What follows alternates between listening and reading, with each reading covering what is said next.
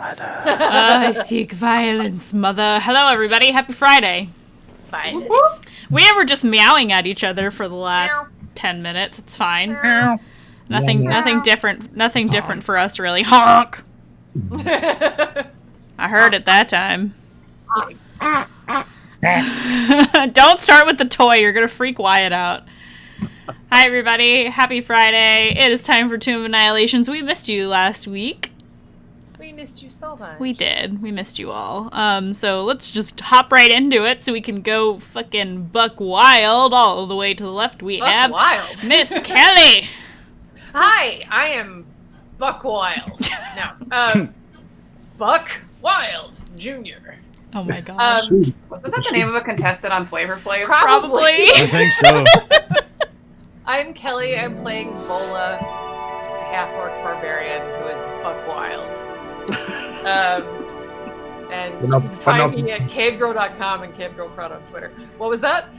Nothing. Shutting up. Nothing. Oh, we just got points. Points for saying Buck Wild? Points? No, points for me. Does this get the DM anything? Why, yes. Thank you for asking. Damn it, Em. Thank you for I want asking. points for saying Buck Wild a lot. Yes, you know what You it get does? an inspiration point for saying Buck Wild. Okay. Yay! Next on the list, we've got Matt. While I look up what I get for points. Hello, my name is Matt Lawson, resident Brit, accountant and voice actor who really should get back into looking into doing voice acting work. Yes. But yeah, I play the Paladin of Lathander, Judy. I would give my full name like I did last week, but unfortunately by that time no one would be able to give their own name, so I will pass on. Yeah. Oh, inspo for the DM. Okay. I have an inspo point. Good to know. We're doomed.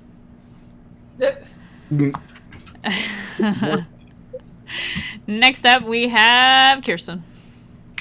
Hey guys, I am Kirsten. I am an artist. You can find me on the internet at myriad_x is my social media handle on everything. Oh, yeah. Everything. I'm mostly active on Twitter and TikTok though. And tonight I am playing the little goblin girl, DD. So, sup. So, Sup. thank you for that sub, Eric. Next up is Seth. It is I, Sir Buck of the Wild. Yes. My name is Seth, and I'm playing the Death Priest Druge. So sad, Jesus. Inspo for DDKashidabomb.com from Fort Worth Bell. Thanks, Francis. I thought you were trying to be all droopy there, Seth. Well, no, after like the exuberance of saying Sir Buck of the bother. Wild. You know? I don't know, I think that's my next character, Sir Buck of the Sir Wild. Buck Wild. Sir Buck of the Wild. Dude, that would He's be gotta be a amazing. barbarian. Next up is Jeff. Or a bard. Or a Bard bard. named Sir Bard. Or Yes. a paladin druid multiclass. Whoa! Oh my god! Whoa! Whoa! What a concept! Don't get me Yeah. started. Got another 100 bits. Whoa! Woohoo! Whoever those bits are for, let me know, Eric. Yay! That's a Hey. point of inspo for somebody. Anyway, where were we? Oh, me. It is I, Jeff, also known as King Bashman here in chat and on the channel. Tonight I'm playing that Rancid Wimwell, half elf. He did it again. God damn it, gnome artificer. Tell me you play too much Who am I? D&D without saying you play it too much. It's been a long week, guys. Playing Rancid Wimwell, a gnome artificer. I have social medias. One of them's on the screen right now. Yeah. I think that's my Twitter. I'm not 100% sure. You can usually find me easier social media wise if you look for Two Kings Games. I am one of the owners of that. And you can also usually find me Wednesday nights playing the other character I keep getting shit mixed up with, Davros, on the Sanguine Isles game, or attempting to murder my players in every manner, way, shape, and form on Thursdays for Yawning Portal. Everybody else in the party has also got inspiration now, so add a point of inspiration for each of you. All of us? All of you, yeah. DD got one, and then the rest of the party got one, and I got one. So Thank you. also, we have a recap. Well, actually, before we get to the recap, I forgot to introduce myself again. I did this last week. Oh my god, I'm the worst. Hello, everybody. I am your DM for this evening. My name is Mandii. I am also an artist, and you can find me on the internet. Seriously, just Google me at the Mandii on all social media platforms. Just Google my name. Seriously, it's so easy. You'll find me. 2 eyes. Googleable. 2 eyes. Googleable. What are we supposed to do? Google your name? Yeah. If you Google the Mandii, you will find my website, all my social media, all that stuff. Seppercrod, thanks for that gift sub to Wiley Pew. I think I said that right. Yo. Wiley Quail. Quail. Quail. Pew pew. Pew pew. Wiley Pew. Level 2 hype train. Hooray. Woohoo! Let's get that hype train going. Hype. All right, so we have a recap for this week. Bash, do you want to take it away? Oh, yes, we do. Hold on. I'm stalling. Put hype in chat, everybody. Let's get hyped up while Bash tries to find his recap. Yeah. While I nodded, nearly napping, suddenly there came a Nope. tapping, as of someone Wrong. gently Nope. trotting across my chamber floor. Thou hast eaten, I muttered. I shan't feed you any more. Quoth the kitten, feed me more. Oh, you mean a game recap? The game Okay, hold recap. on. Not your life, Gotcha. the game. Right. Gotcha. Okay. I had to make a quick couple of changes, but we're good. Oh, right. Experiment log 611 TAC 15. An astounding breakthrough. My years of study and work have proven to be successful thus far. The arcane armor is working better than anticipated, and in some aspects, even exceeding my wildest expectations. I will continue to monitor and document progress. Update. An amazing breakthrough. The armor's activations aren't tied to a singular suit of armor. Rather, any armor I choose to channel it into. After slightly modifying and donning Druzha's old armor, the infusions and arcane essence transferred over flawlessly. Also, I have discovered that while activated, the arcane armor can still be subject to magical effects, as I was able to increase my size and it grew with me. It is possible that it can still be prone to the negative effects of magic. More testing and observation is required. Additional update. Oh, being so tall is incredible. I've never felt more powerful in all my life. I was able to stand toe to toe with some large undead gorilla-like abominations. At the rate things are progressing, the next phase in my plan may be closer than I thought. After battle had ended, I had to search for more combat. I could not let that feeling go. This moment of empowerment, I just could not let it fade away. Though I have to say, it was strange that Rosie asked to ride on my shoulders, but who was I to deny such a thing in the moment? She probably just wanted to feel tall and as well, and I can absolutely understand that line of feeling. Addendum. Speaking of Rosie, we awoke the next morning to find her tent empty, and she is nowhere to be found. No note left, no words said to anyone. Unbelievable. The only logical conclusion I can come to is she abandoned her so-called friends in the middle of the night to fend for themselves in the wilds of this forsaken jungle. To make the situation worse, she was our navigator along with Iku, and we are still days upon days in the middle of these jungles. We must carry on, even though she has decided to ditch us. And at this point, the scribbling just becomes frantic. Unbelievable! We set out and find an area of ruined buildings and the like. Upon arrival, we hear this loud, maniacal cackling echoing from seemingly everywhere. Deep down, I was hoping it wasn't one of the hags that Iku had told us about. Moving forward to investigate, we discovered the presence of a most wretched creature, where we found, hunched over a fire, a damn goblin. If that wasn't bad enough, it opened its toothy maw and began to speak to us, and thus proved themselves to be a most wretched creature indeed.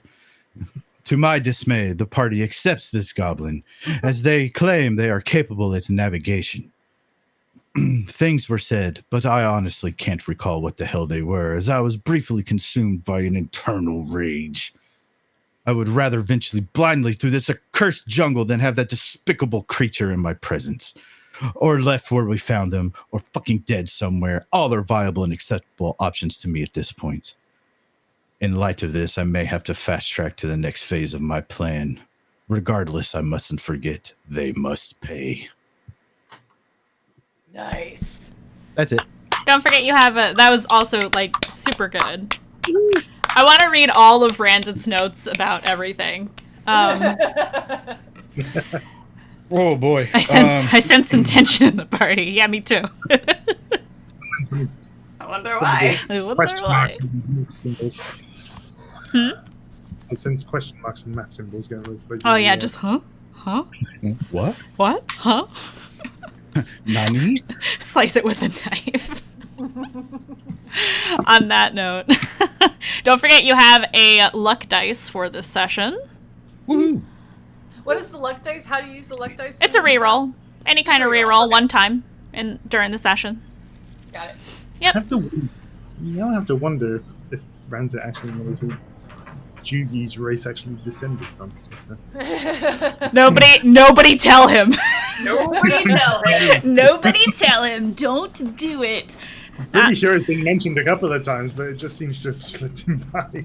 Nobody tell him anything. All right. So, yeah, that riveting, wonderful, fabulous recap. I'm very happy with this. All right. So, yeah, we'll say it's the next morning, perhaps. It was getting close to time for you all to camp, regardless. DD, am I safe in assuming that you have set up camp within the ruins, away from the party? Yeah, like, you know, within distance of the party. Like, I try to make myself as open as possible to newcomers, you know, if we're going to be traveling together. But, like, also, I don't want them to perceive me sometimes, so, you know. Don't perceive me. Please don't perceive me. All right, well, that's good to know. So you probably took refuge as the rain began. Oh my god, I just realized I have all of my stuff out except for my dice. I'm an adult. Responsible adult. Thankfully my dice are literally right here.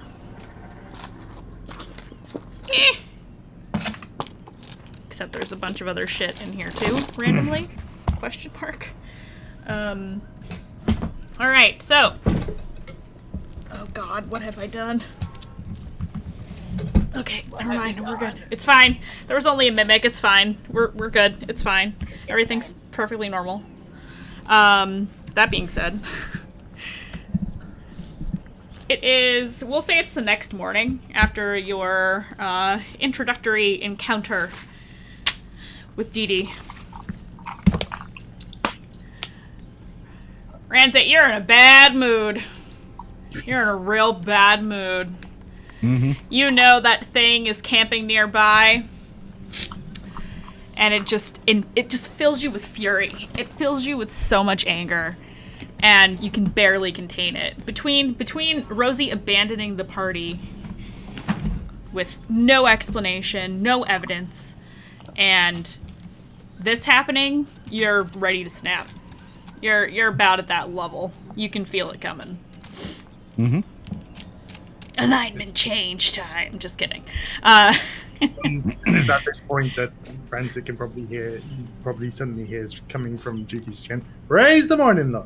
Oh yeah, it's early morning. Jugi's getting their prayer on. Getting their prayer on. Getting their prayer on. It is an appropriate thing to say during Dungeons and Dragons, okay? Praise the morning lord and the life of the Lathander, we welcome.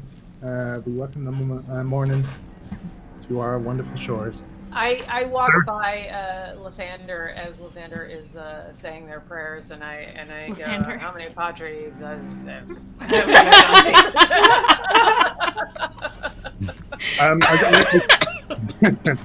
I found that, by the way, this week, according to an old episode of D&D stream involving another famous paladin of Lathander. Apparently, the clerics and paladins of Lathander pray like this. Oh yeah. Praise Lathander. So, praise Lathander. All in morning glory.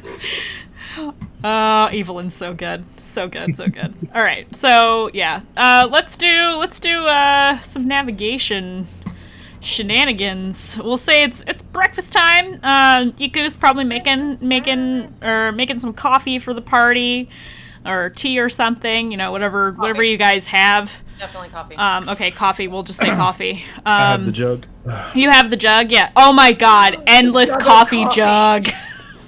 As long as it's not mayonnaise coffee, I'm fine. Rancid is Starbucks. Mayonnaise flavored coffee. No. It's like, I fuck sleep, I don't need it. It's nutritionally complete. Rancid, I will have a half-calf, espresso, 2-shot Mocha choca bullshit. cafe mocha with some almond milk and some equal, please.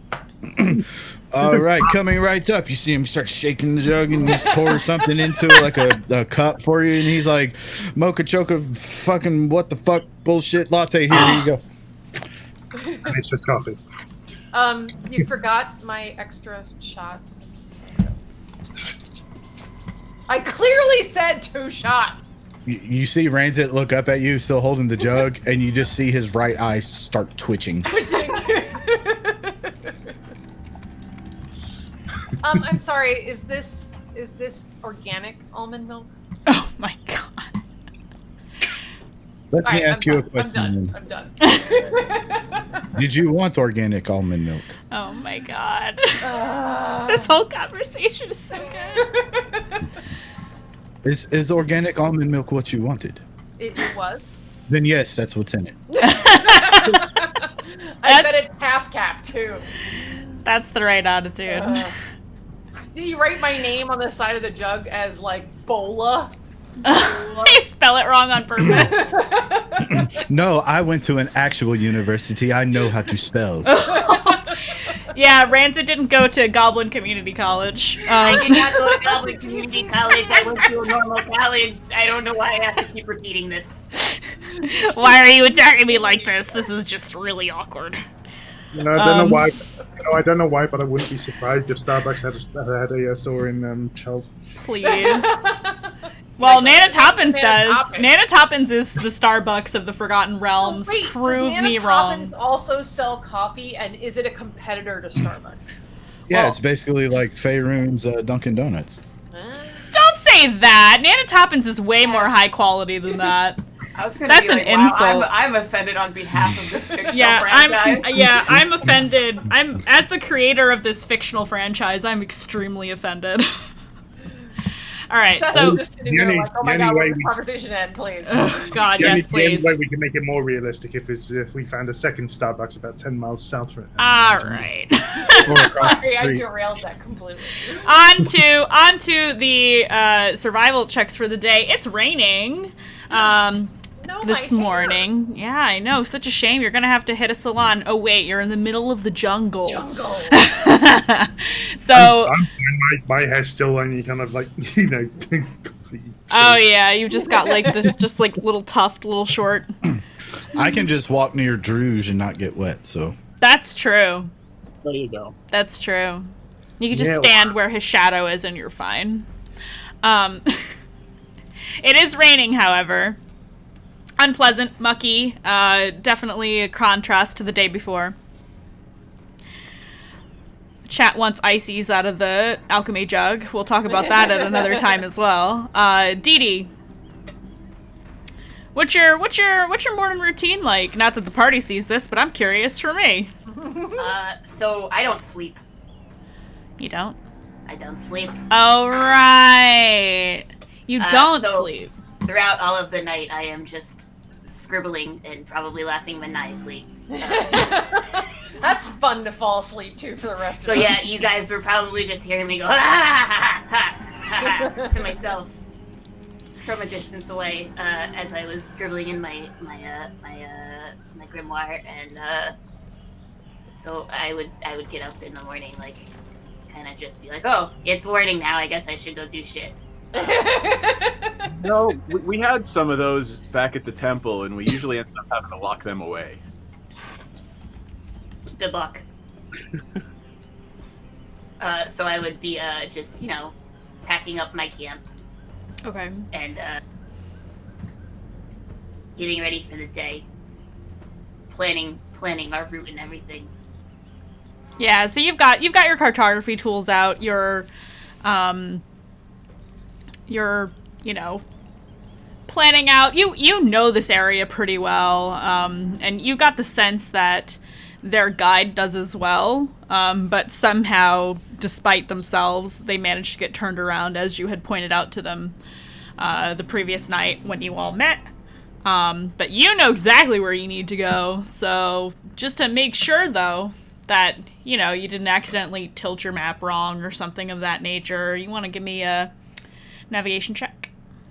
Pretty please. That's gonna be a 19. Alright, good enough, good enough. So when you meet up with the party, you feel good. You feel good about the direction that you're going in. You feel very confident in the direction in which you are traveling. You know your shit. Unlike these other clowns. Yeah. And you, actually, do you ask the party, whereabouts in Mbala they are trying to go? Mbala. Mbala. Yeah, I would ask Vola. She gave me that donut. You asked Vola? Yeah, when I go up to, hey, where exactly are you trying to get to in Mbala? So that I know. Where are we trying to get to in Mbala? The Oracle. Oh, right. No. No, we're not the first- Oracle in Mbala? No, we're first to go to the town for that. Yeah. You're helping Iku right now. Oh, that's right. We're helping Iki Oh. You are helping Iku go Yeah, what to the heck? Mbala. to kill Nanny Poo Poo. Correct. You are on your way to kill Nanny Poo Poo. I have to tell the new goblin that we're going to kill someone named Nanny Poo Poo. Yes. I do, not you. Thank God. DD. Yeah. We're gonna kill Nanny Poo Poo. What the fuck is a nanny poo poo? Yeah, exactly. You could ask Eco over here. You know what? I feel like maybe I just don't want to know, and I'll just like deal with it when the time comes. To That's be honest. probably best. Yeah. I feel like that's the best course of action. Like the less we really know about each other, the probably the better. Yeah, I don't know how much I want to know about you. Yeah, probably not a lot. No. Safer that way. Dee, roll me a history check real quick. 24. You actually know exactly who they're talking about. Fuck. But you don't have to tell them that. I go and I look through my book, and I'm like, wait a minute. I like flip, my book is very big, by the way. It's Yeah. almost as big as my body. My tiny, tiny little goblin body. So I'm like flipping through, and I'm like searching. Oh, I know who that bitch is. All right. Yeah, I lock it back up. You are aware of her as a human, but what Vola just explained to you is that this woman is a hag. Right. So would I know, if I'm aware of her as a woman, Yep. would I know, like, her general location? Or anything? You know that you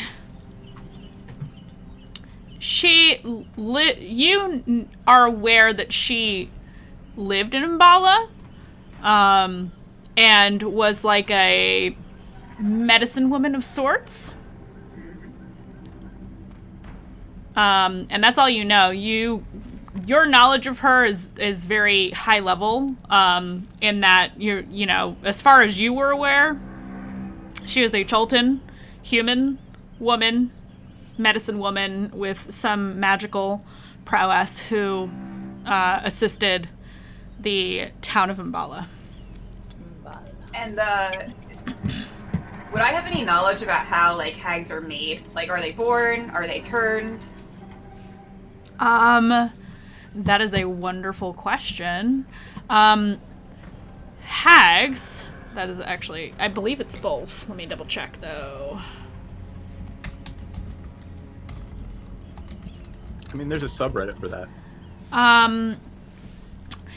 They are known as fey creatures, but it is possible to make hags.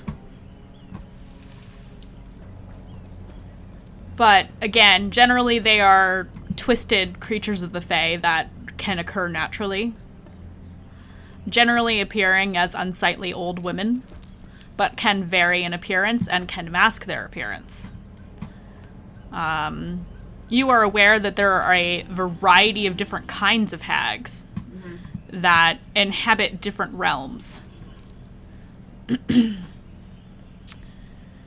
There are sea hags, night hags, green hags. And that's what Nanny Poo Poo was. She was a green hag, right? Yes, that is correct. They are generally quite foul corruption.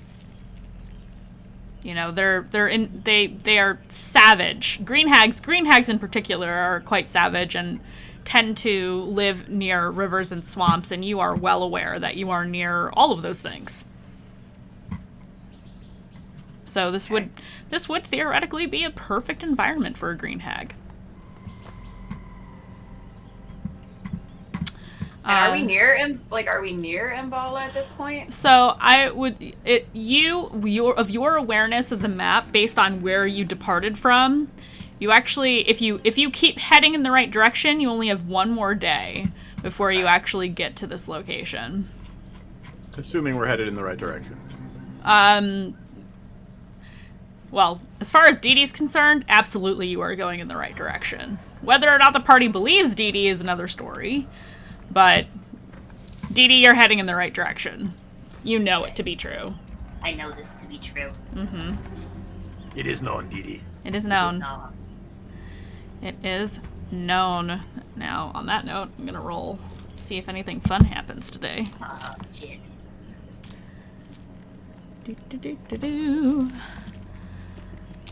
Probably could have rolled this earlier, but you know what? Hindsight is 20/20, y'all.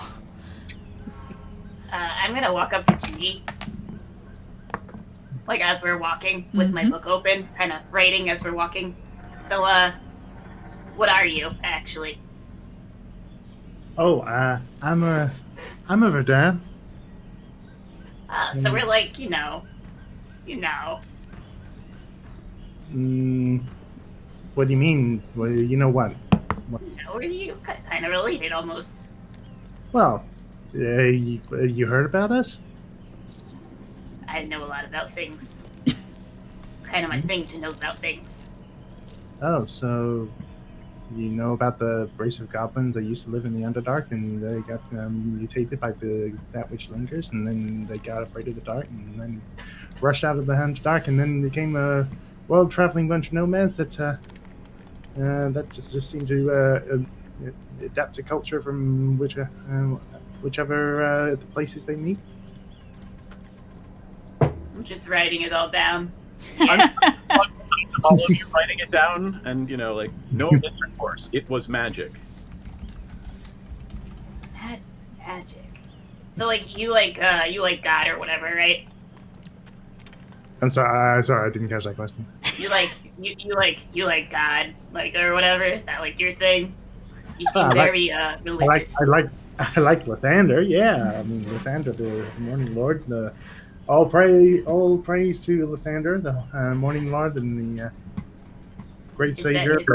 Is because he's like light. Is that like why you like him so much? Because your people escape the darkness of the Underdark. Well, It's Is not, it like symbolism? That's well, what I'm asking.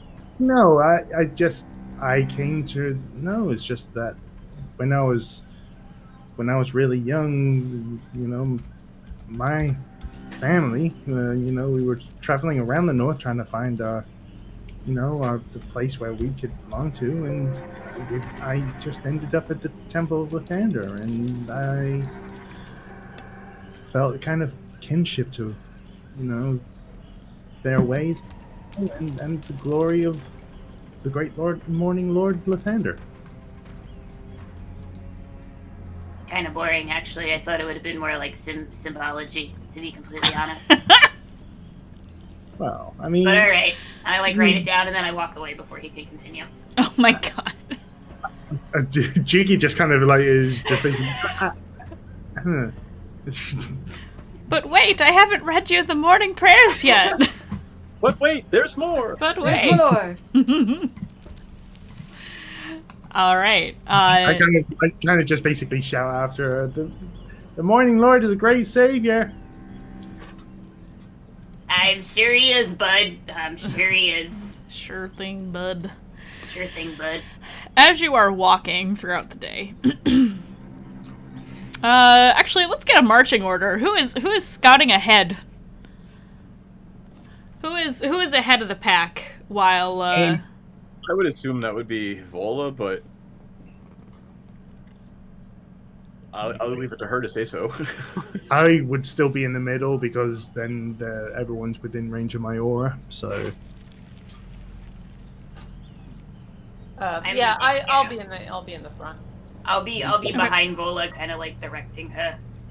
Like, go this way, go that way. Yeah, go this way. Check over there. Make sure there's no monsters. I'll go last. I'm small. Super heavily armored. Okay, then Vola, you are the one who sees what is laying ahead in this. There's really not a lot of paths here, so you guys are just kind of forging ahead in whatever direction DD points you in.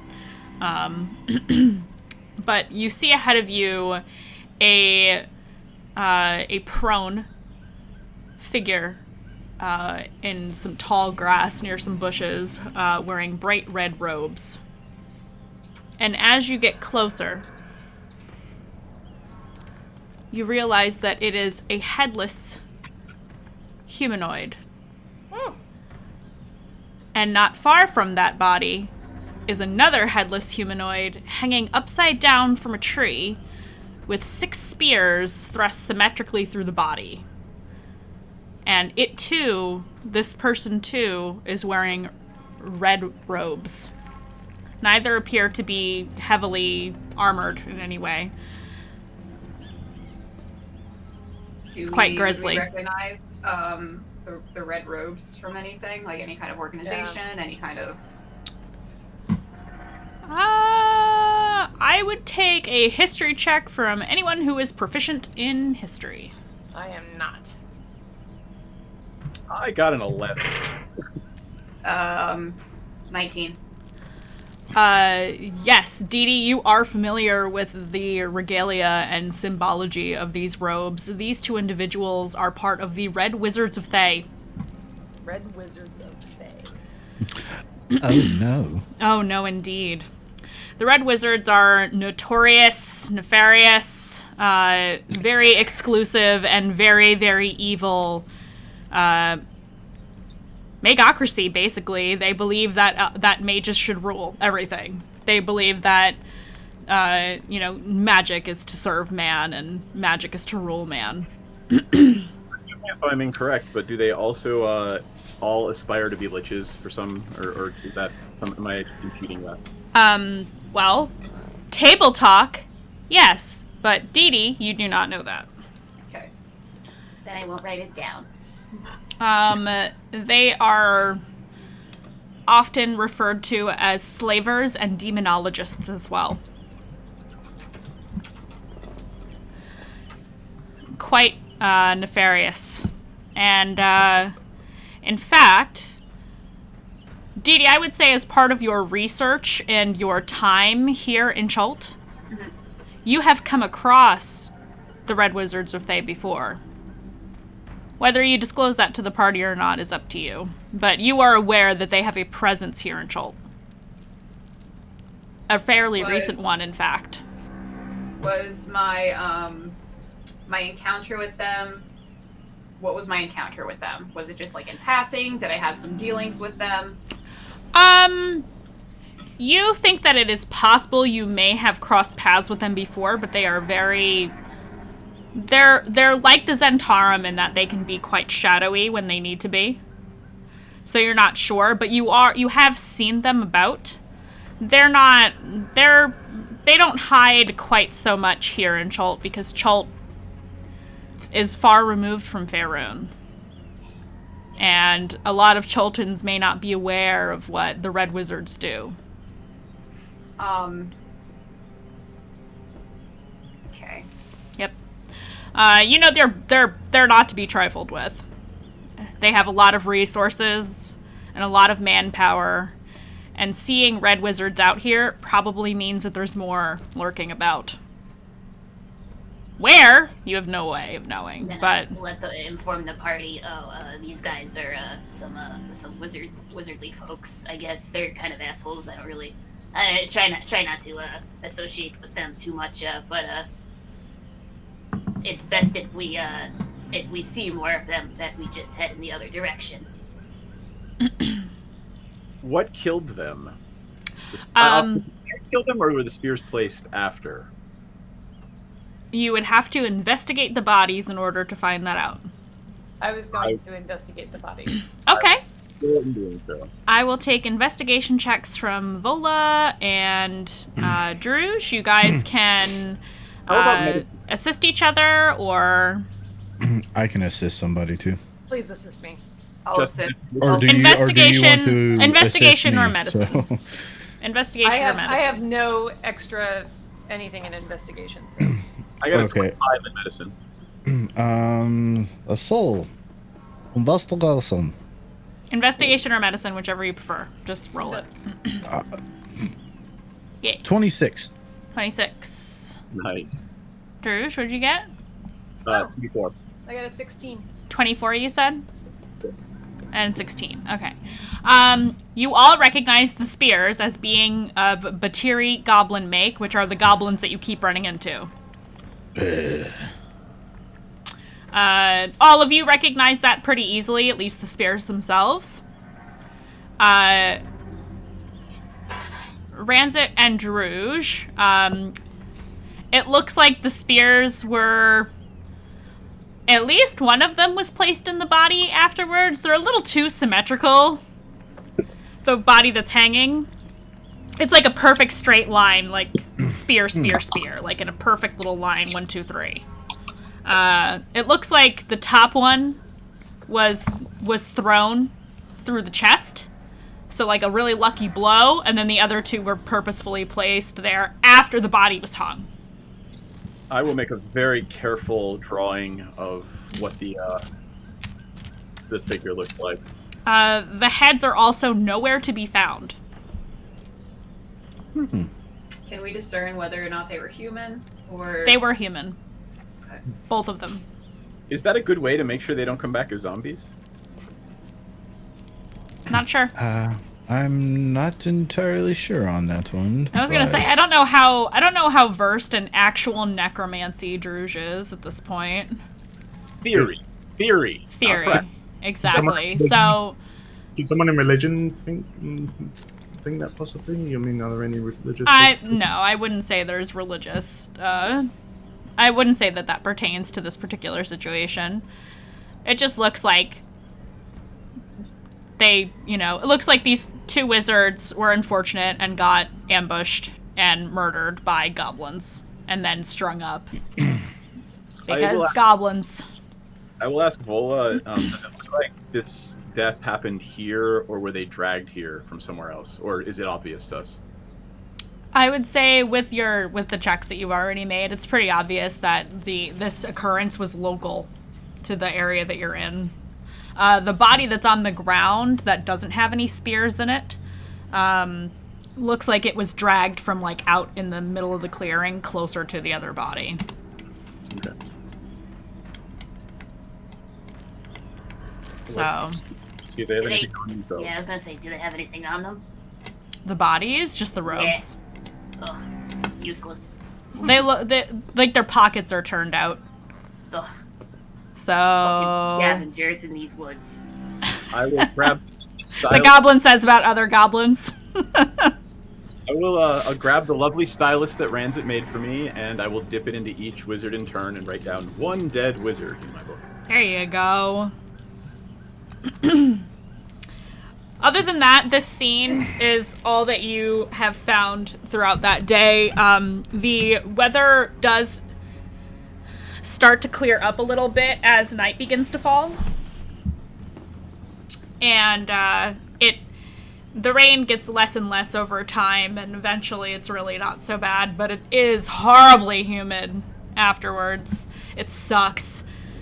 You feel like your gear is rubbing in all the wrong places, and you're all very uncomfortable and very, very tired at the end of this day. It's a lot of walking and some unexpected, rough terrain to walk on, especially with the mud and all of that. And by the time night falls, you guys are ready to go to sleep. So ready. I So, will watch with anyone who would like to. Maybe who. I'll do first watch. okay. All right. Bull and Drew's first watch. Okay. Roll me perception checks, please. Oh yeah, do you just hang out or do you go into your tent? Oh, DD? I'm usually like outside. my Okay. tent. I got an 11. Hey, Corey. Okay. You got an 11. Okay. I got an 18, and before the sun sets, as it's setting, I will say my awful, creepy prayers to the Death Lord in Abyssal. Love it. Okay. Don't mind me. Oh. I don't like that. Don't make that noise. I want to go to sleep. Let me go to sleep. Just gonna tuck that in my pocket for the moment. Alright. We can do Jugi's mutation thing from the last previous one, did we? Oh yeah, we do. We do need to do that. Oh wait, you said you were going to reveal that. I completely forgot. Because we rolled it didn't we roll it at the end of the session? And you said you were going to say, oh no, that was the other one. Never mind. Let me roll for that. Hold on. That was the main That's one. a 2. Ah, so there was a mutation. I rolled a 3, Whoa. which is... Isn't that hair? I think it might be, actually. I think my hair grows a little bit longer. Yay! Let me just confirm that. I think that's the one where your hair grows No, longer. actually no, its height goes up by 1d4 inches. Oh my god, you get taller again? Yeah. Oh no. You're gonna be like 7 feet tall by the end of this campaign. There's nothing wrong with that. No, there's Yes. nothing wrong with that at all. I say to my very tall friend Seth over here. Okay, so previously I was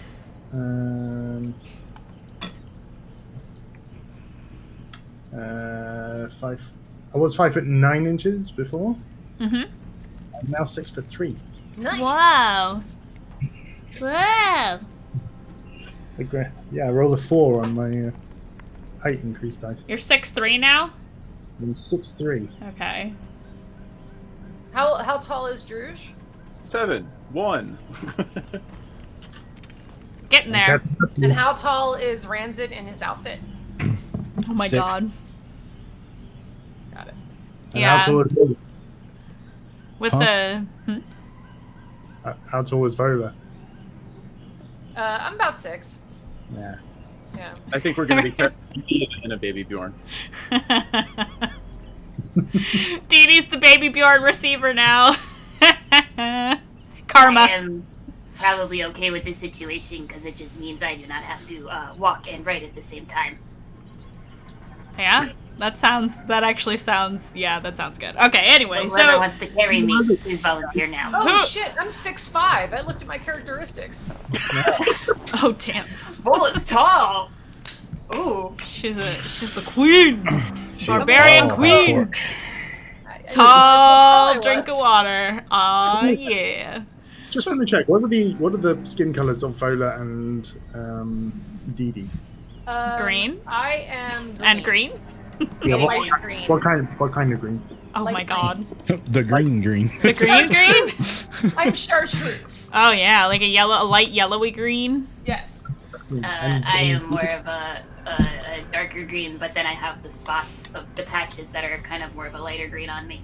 Oh my god. There is a lot of green. There is a lot of green in this party. We should be. It's kind of funny because now all of the redheads are also green. I didn't even think of that. Picture of the Rocket family. Oh my god. Yep. Okay, moving on. We're getting off track. Okay, second watch. Who's second watch? Who's second watch? Me and Iku, maybe? I don't know. Yeah, sure. We can do that. I heard something. Thank you for the follow. Damn Weirdo. I love it. So that's their name. Damn Weirdo 2. Because Damn Weirdo 1 was taken. Alright, so, yes. Iku and Ranzit. Okay, let's have a little watchy watch. Woo! Oh, perception? Yes. Got a Okay. nat 20 for Iku. Make that 2 net 20s. Nice! Twinsies today! I love it. Which is a total for Iku of... I guess it would Where help is if I it? look up what mine is. 26. Yeah, you think? Maybe a little bit? Yeah, maybe. It's Wiz, right, for perception? Yes, ma'am. Oh yeah, so that's 27 for Iku. Iku, she's kind of like pacing around the camp. You feel like as you guys are getting closer and closer to Mbala, she's a little bit restless. You know, she seems obviously worried about what's going on.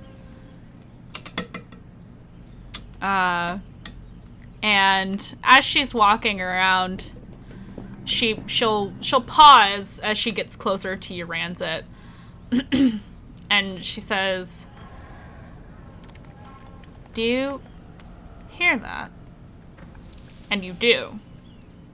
There's rustling in the bushes a distance away from the camp. Maybe like, I don't know, 40 feet away from camp. 40. Yes, I do hear that. And I'll slowly close my book, set it down, grab my hammer. Yep.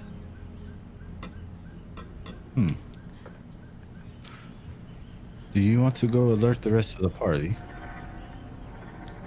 Yes. If it is what I think it is, it's going to be rough. Do I even want to know? Well, and you hear more rustling, but it's slow. It's not, you know, not like something's darting through the bushes. It's like something is lurking. Right. You hear like the faintest sound of like a click, and it's very familiar to you, Ranzit. It sounds like a velociraptor. Ah. Yes. Iku. She mouths the word to you, and holds up 6 fingers. Right. He'll nod, and he'll say. He'll softly, you know, almost a whisper, say, Yeah. Go alert the rest of them. She nods, and she'll take her staff and back away. And as she's walking that way, camera cuts to the front of Ranzit. And you see him kind of turn and make sure Iku is walking that way. Yeah, she's already waking people up. And he'll turn his head back to where the rustling in the bushes is. A sly grin comes across his face. And then you all just hear a loud ding. Yep. What the fuck was that? You Does just that wake- hear. Still wake this up. You hear snarling. Iku manages to wake up. Hold on. 2 of you. I'm going to say that it's going to be... We'll say Vola and Druge. You're the ones who get awakened. Jugi, you're still asleep. DD, obviously this isn't a problem for you. You're standing outside of your tent. So Iku says, hey, we've got company. Just come on. And she also wakes up Druge and doesn't get to Jugi in time for a pack of velociraptors to shoot forward through the brush and directly at Rancid and the camp. I need everybody to roll initiative, please. Oh, great. Bring it on! Bring it on! I'm still sleeping. Do I need to roll this at disadvantage? Or... Yes. 14, Mandy. Oh wait, you'll just... Yeah, hold on a sec. Nice. Okay, Velociraptor fight. Let me roll for Iku. Let me roll for the Velociraptors. Okay, wow. Okay, 20 and up. Me. 21. 21. Okay. 25. Sorry, 25. Oh gosh. Oh, wow. No, not 25. 24. What am I can't do math. Okay.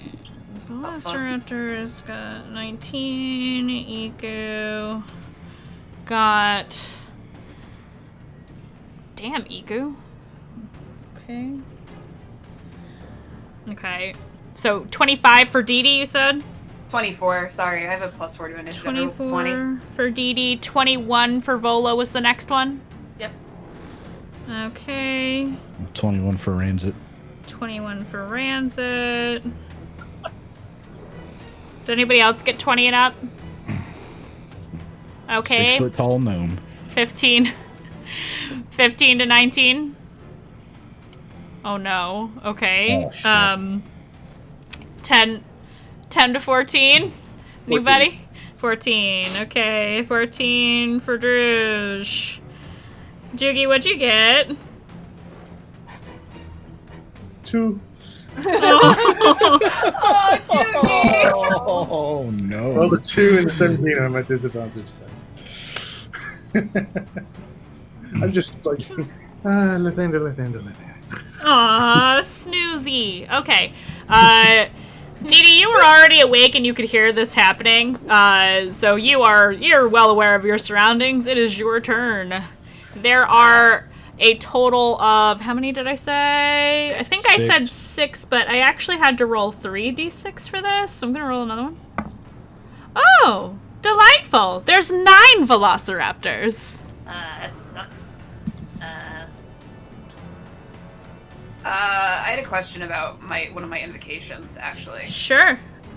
Armor of Shadows, is that an action cast, mage armor? Let me double check. It is. If the spell is an action, yeah, the spell is an action. So Okay. Alright. you can, if I correct me if I'm wrong, Kirsten, but you can cast it at will without material, right? Yes. Yeah, it says Still an action, but yeah. Yeah. I just wanted to make sure so I didn't like try to cast another spell or anything. Yeah, mage armor, on its own is an action, correct. Okay, now that we've established that, that's good. Yes, I'm gonna cast Armor of Shadows on myself, and I am going to ready my little crossbow, All right. and I'm going to I'm not sure how far away from the group I am, but I'm going to try to move closer to the camp where everyone was set up. Okay. It's up to you where you wanted your tent to be. If you wanted it to be by everybody else's tents or further away. It was probably about like between 15 and 20 feet away from the rest of everyone, so Okay. I would want to move a little bit closer. Okay. Do you want to use your full movement? Yeah. Okay. So you're able to get into the camp, like proper in the camp, like near where the fire is and everything. Okay. And that's your turn? Yes, that's my turn. Okay, Vola, you're up next. Where's the nearest velociraptor to me? The nearest velociraptor to you is, well, what's their speed? About 10 feet away from you is the closest one. Yeah. There's a lot. There's plenty for you to choose from. Is Madame raging? I was just. Hey, let her play her character her way. Of course I'm raging. There's velociraptors. And I'm going to pull off the great axe over my shoulder. Say, time to die, bro. Time to die, To the bro. first velociraptor. And I'm going to attack. All right. That would be a 21. Oh, that hits. That would be 11 damage. You chop this thing's head off. Yep. That's just my first attack. Yep. Next one, I'm high off that one, and I go to attack the next one nearest me. Okay. That's easy to do. Yeah. A 10? Does not hit. Ah, damn it! So you kill one and then you whiff on the other one. I got too excited. Alrighty. Did you that's want to move or anything? No, that's it. Okay. Yeah. Because if you move, you'll get opportunity attacked anyway. Right. On to Ranzit. How rich is the target environment around me? Oh, very. Oh, goody. They're coming at the camp from like all directions. They're not completely like in a squad like together. There are some like there are a few that are coming at you, but other ones are coming from like different directions. Yeah, pack tactics. They're smart creatures. Exactly. It's been a while since I've seen this sheet. It's been a while. D&D Beyond, how do? The closest one to me, I suppose. I will, however far away it is, I'm gonna go smash its brains out the back of its head. Gee. Okay.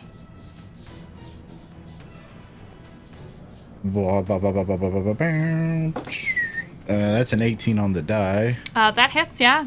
Sweet. You already knew that, but it hits. I'm trying not to meta. I know. You're very good at not metaing. I'm proud of you. If I can remember what exactly weapon this is. Got it. 14 damage. Okay, you kill it. Yes.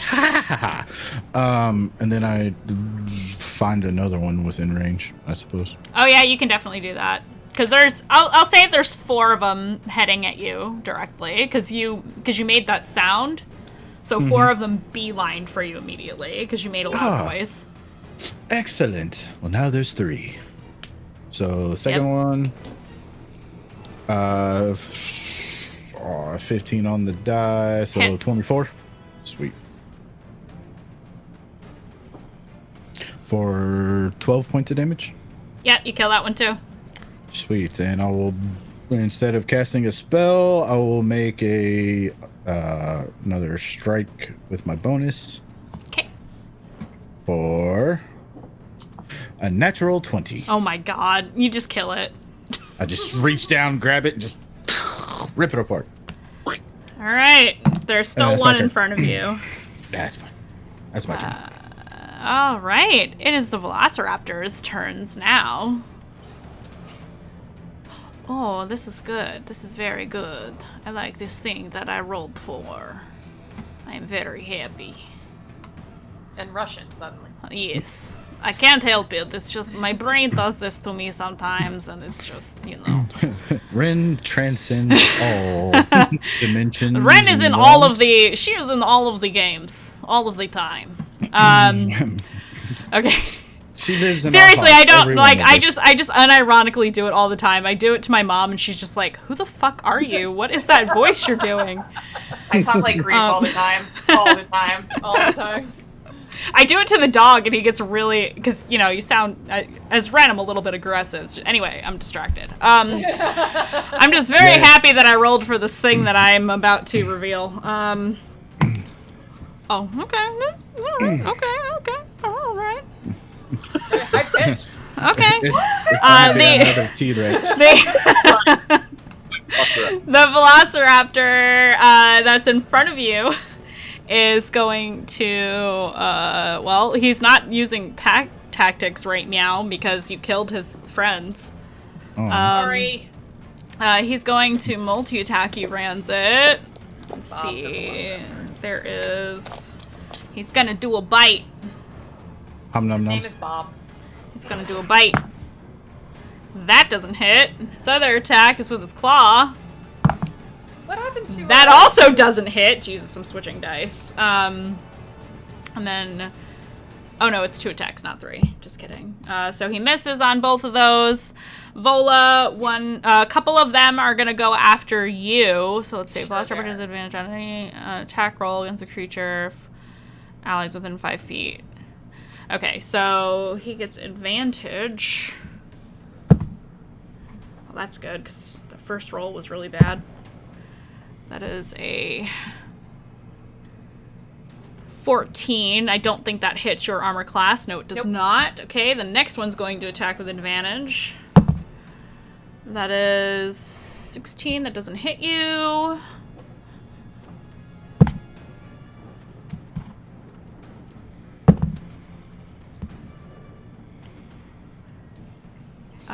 Nope, that doesn't hit you either. And the last Velociraptor.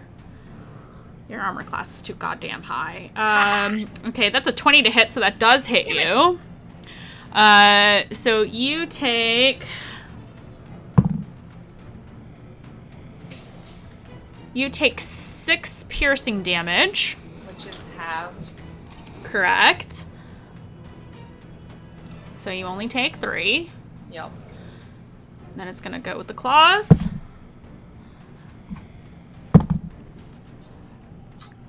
That's a 19, so that hits you.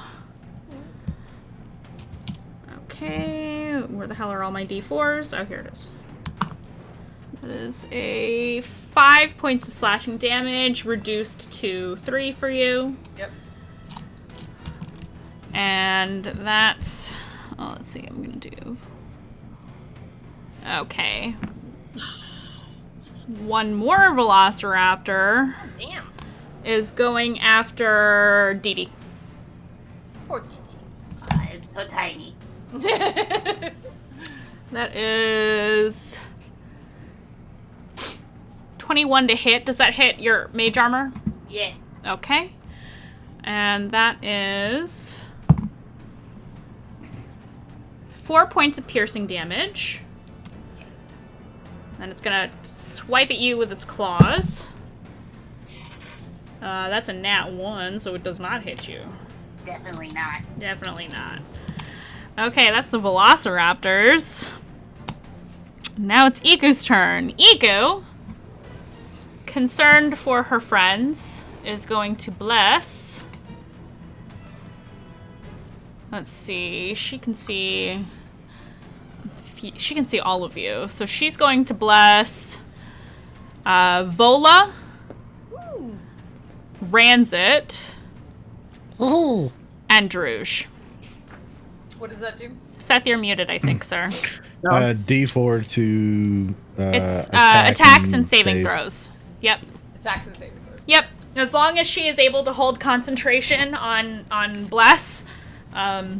Granted, she doesn't get like eaten by dinosaurs. You have those D4s. That'll probably last, ideally for the entire encounter, but we'll see. That's Iku's turn. She's backing up away from where she sees the Velociraptors coming. All hail, Lord Praetor. Hail. That's Stay a while and listen, friends. So she is going to back the F up because, you know, she's just a little caster lady, adventurer person. And that's Ika's turn. Droosh. How many do I see upon stepping out of my tent? You see 5. That's perfect. I will cast Bane at the 5th level and hit all, or at the 3rd level and hit all 5 of them. I'm sorry, what? I'm gonna cast Bane at 3rd level and hit 5 of them. Are you sure? Are you sure? Yes. No.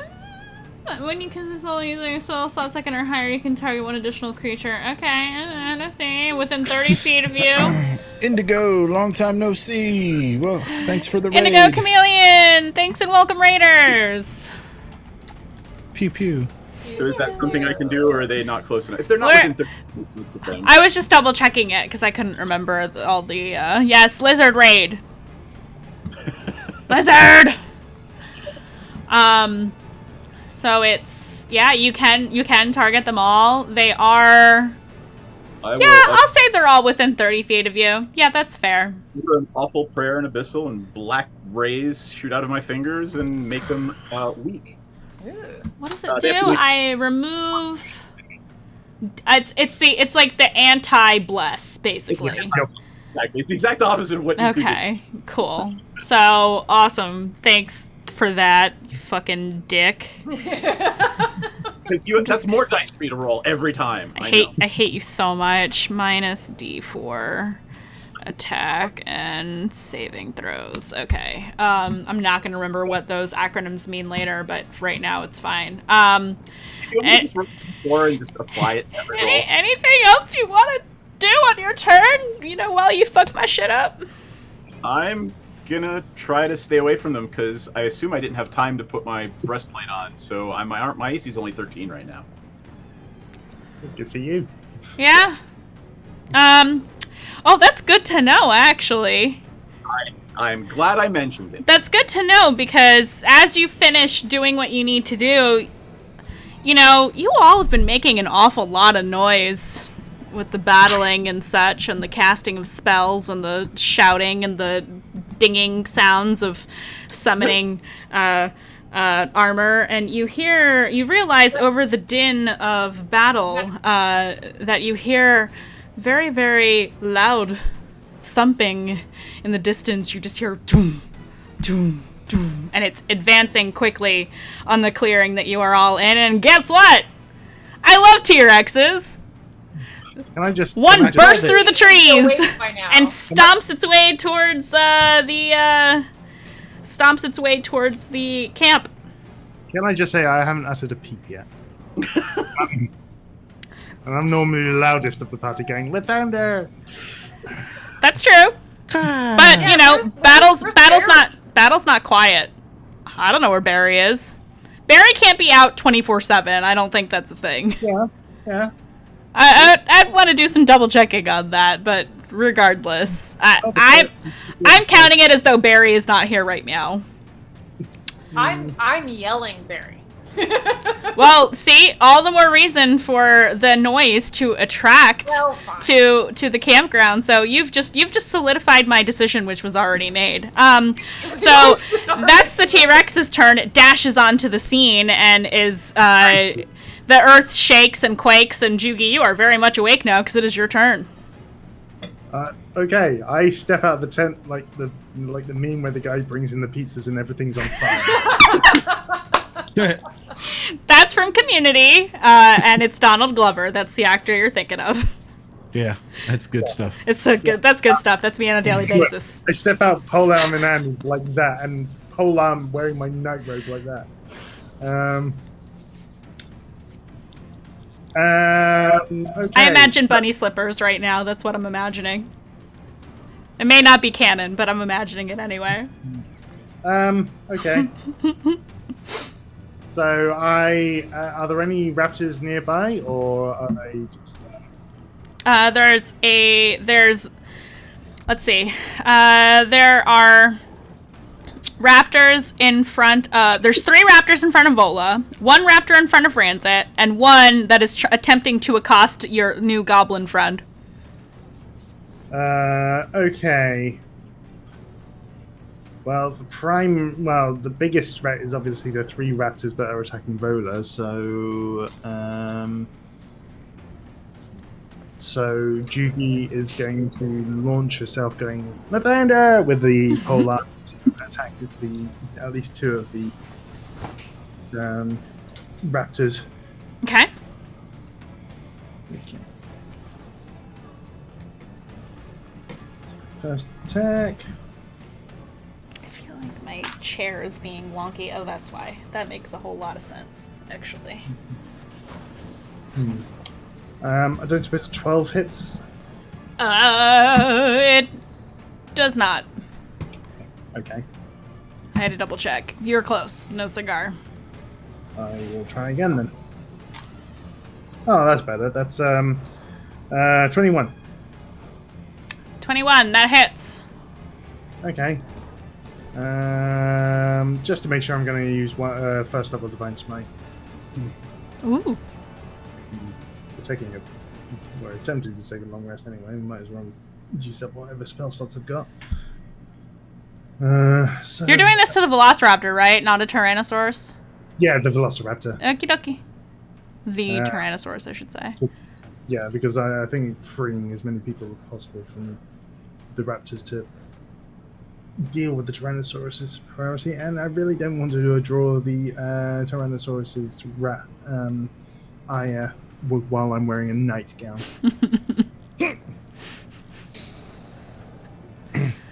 It's so fancy. Fancy. Yeah, that is 8 points of damage from the polearm, and another 8 points of damage from the. Okay. Yeah, you kill it. Okay. Hey, Mandii, Anything else? Yeah. That's undead or just normal everyday T-Rex? Looks like a normal everyday T-Rex. Oh, Not we're that we screwed. know. He's a normal everyday angry T-Rex. He's very angry. He just wants some hugs. He's upset his Yeah, arms are so short. he completely wants hugs. That's totally what he wants. You don't even need an insight check for that. He absolutely wants to hug you right now. With his teeth. Yep. Okay. And as All a his bonus teeth. action, after I spin around and slice this raptor's head off, I will spin round, tap Vola lightly on the shoulder, and cast Magic Weapon. Ooh. The magic will seep down into her. What does that do? So that basically, it turns your weapon. Your weapon is just a basic weapon, isn't it? Yeah. Okay. Well, it's now temporarily a plus 1 weapon. Are you using it on the great axe?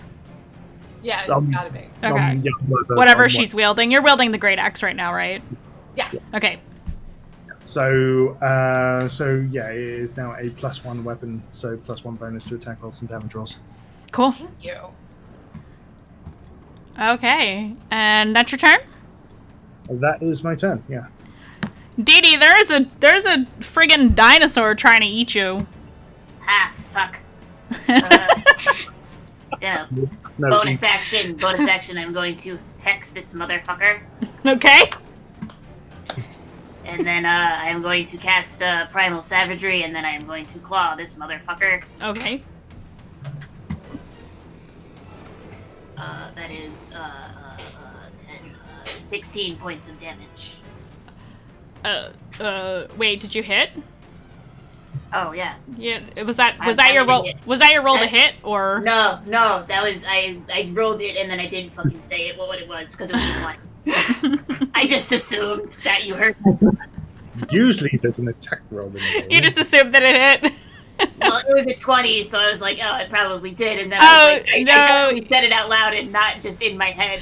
Yeah, no, that definitely hits. How much damage did you say you did? 16. 16? Yeah. 'cause What I got the that fuck? hex. All right. So Okay. it was 11 points of Yeah. whatever it was. Yeah, you kill it. Yeah. And then I'm gonna is Rouge around? I feel like he's tall. He's He's within your walking speed, sure. I'm gonna scurry on over to him because he is tall and I am small. You're gonna stand. Are you gonna stand like under him? Yeah. Okay. Gonna hide behind his legs. Kind of peek There's out. also a T-Rex here now, which is pretty close to where y'all are at. Even more so of a reason for me to go stand next to the tall one, who will hopefully be a better target. Okay, perfect. So that's Dee Dee's move. Vola. What's immediately around me at this point? There are 2 velociraptors directly near you. Okay, I'm gonna go to the one on my left. Okay. With the great axe. Okay. And so now I can roll in addition to. So now I can roll a +4 and a +1. Yeah. So it's +1, and you roll a d4 and add that to your roll. Got it. Yep.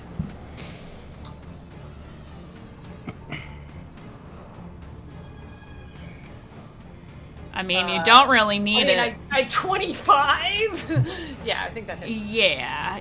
And then that I get a super +1 hits. to damage, right? Let me double check your roll to see what was the full roll. Oh, it was 16. Okay, I was gonna say, did you get a crit just now? Like, just No. say that it's dead. Okay. What's the total damage that you did? I get a +1 to the damage. Yes. I only get so 7. 7. Okay. It is still standing. Nah. Well, I get a second attack, so I think I'll just keep going on this guy. Go for it. 15. That hits. Yep, don't even need to roll the extra. And then damage would be 16. It's dead. It's so dead. Super dead. Super dead. Super dead. They're all living. I almost said dragons. They're all living dinosaurs. Mega dead. It's because that's a sign. Me misspeaking is a sign that I need more dragons in this game. Okay, so that's Vola's turn. Oh, after the last Anything one. else? I just look intimidatingly at the other. Yeah, you just snarl at him because you're raging. Exactly. You've got like the veins in your neck like popping, and you're just sweating because it's humid out, and you're pissed because you God, want to my go hair back is to sleep. So frizzy. Yes. Oh, we lost Seth. Yeah, I know. He was having problems with his feet. He'll be back. Next is Ranzit. Okay, do I see how far away is I forgot you were in the thing. Yeah, I'm in my armor. How far away is the T-Rex? The T-Rex is approximately 30 feet from you. I look much better as a redhead. Two goblins to die. Oh my god. I will look down at the Velociraptor, kind of look over at the T-Rex and go, this little one's not that big of an issue, and I'll turn and start heading towards the T-Rex, and as I'm running, like a pulse of light will just kind of wash over me as I cast Expeditious Retreat. Okay. And I run full speed, and I just leap in the air, and I go to just knock this T-Rex in between the eyes. Nice. Okay, roll. Mandii just wants to have fun with her T-Rex. I just want to murder you all. That's so much to ask. Yes. Yes. 27. Jesus fucking Christ. Yes, it hits. 27, 7. 12 damage on the first one. First attack. Does a 35 hit? I'm sorry, how much damage was that first one? You 12. big jerk. Okay, 12. It's fine, it's fine. Everything's fine. The second attack. How many? You're not allowed to have more attacks. You only get Extra one. attack, baby! 26. Pixie says you sound like you're in a cathedral hall. I am in a very large suit of arcane armor. Yeah. Your next update has to include like your tests on the vocoustics of the armor. Jesus. Funny you should mention that. Oh no. 14 for the second attack. That hits. No, 14 damage. Oh, what the Fine. It's fine. And then as I land on the ground, I will kind of look up at the T-Rex and back up another 30 feet. Okay. The T-Rex has noticed you now, that's for sure. Okay, that's Rand's turn. On to the remaining Velociraptors. Actually, wait a second. You ran away from the Velociraptor that was in front of you. I did. I did not do the opportunity attacks. I will do that now. Okay. It's gonna dual bite. It's going to try to dual bite. That's a 19 to hit. Does that hit? Mm-hmm. Ha! Ha! Minus the D4. It's baned. Oh, for fuck's sake. Never mind. Minus the D4. Wait. Hold on. Hold on. Maybe I'll get lucky. And only roll a 1. Fuck. Never mind. It doesn't hit you. Okay. I was effective. Yay. Good job. Well, you didn't bane my T-Rex. Maybe it's an anti-magical T-Rex. So the T-Rex is also a wizard, you guys. You're doomed. All right. It's gonna dispel your magic. Anyway, I'm gonna move on now. That's waving a wand. All right, the Velociraptors have to actually attack now. The Velociraptors have to actually attack now. Okay. Well, while we're talking about Ranzit, I'm just gonna have it do its thing. That was brilliant. So that would be a 16. Yeah, I know, not even gonna bother with that one. Okay, it's gonna try with the claw attack. That's not gonna hit either. Okay, next Velociraptor is going after Volux. There's only 2 left.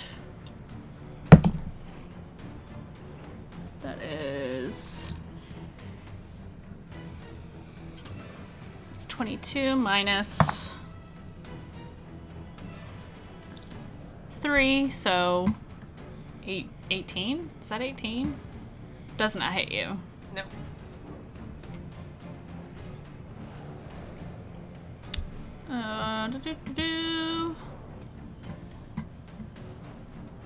Okay, and it gets a second attack. Nope, not gonna hit. Okay, that's the Velociraptors. On to Iku, who is still maintaining her concentration on Bless, but she sees the T-Rex and she's like, I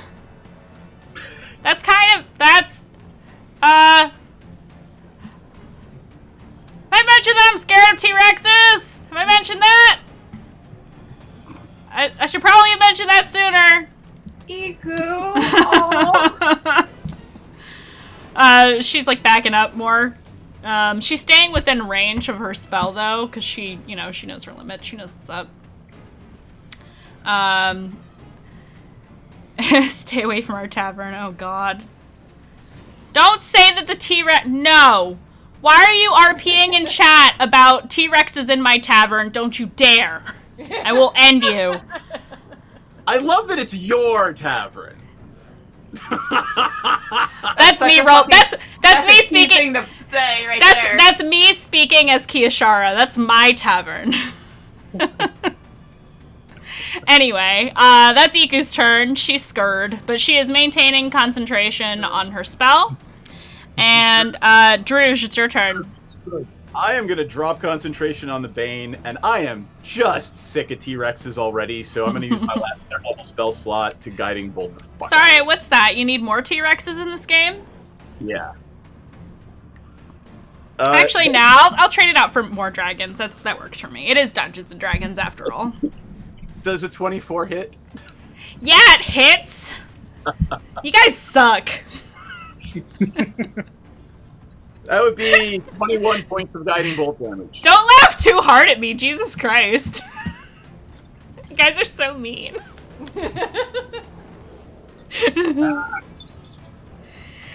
26 hits. How much damage do you do?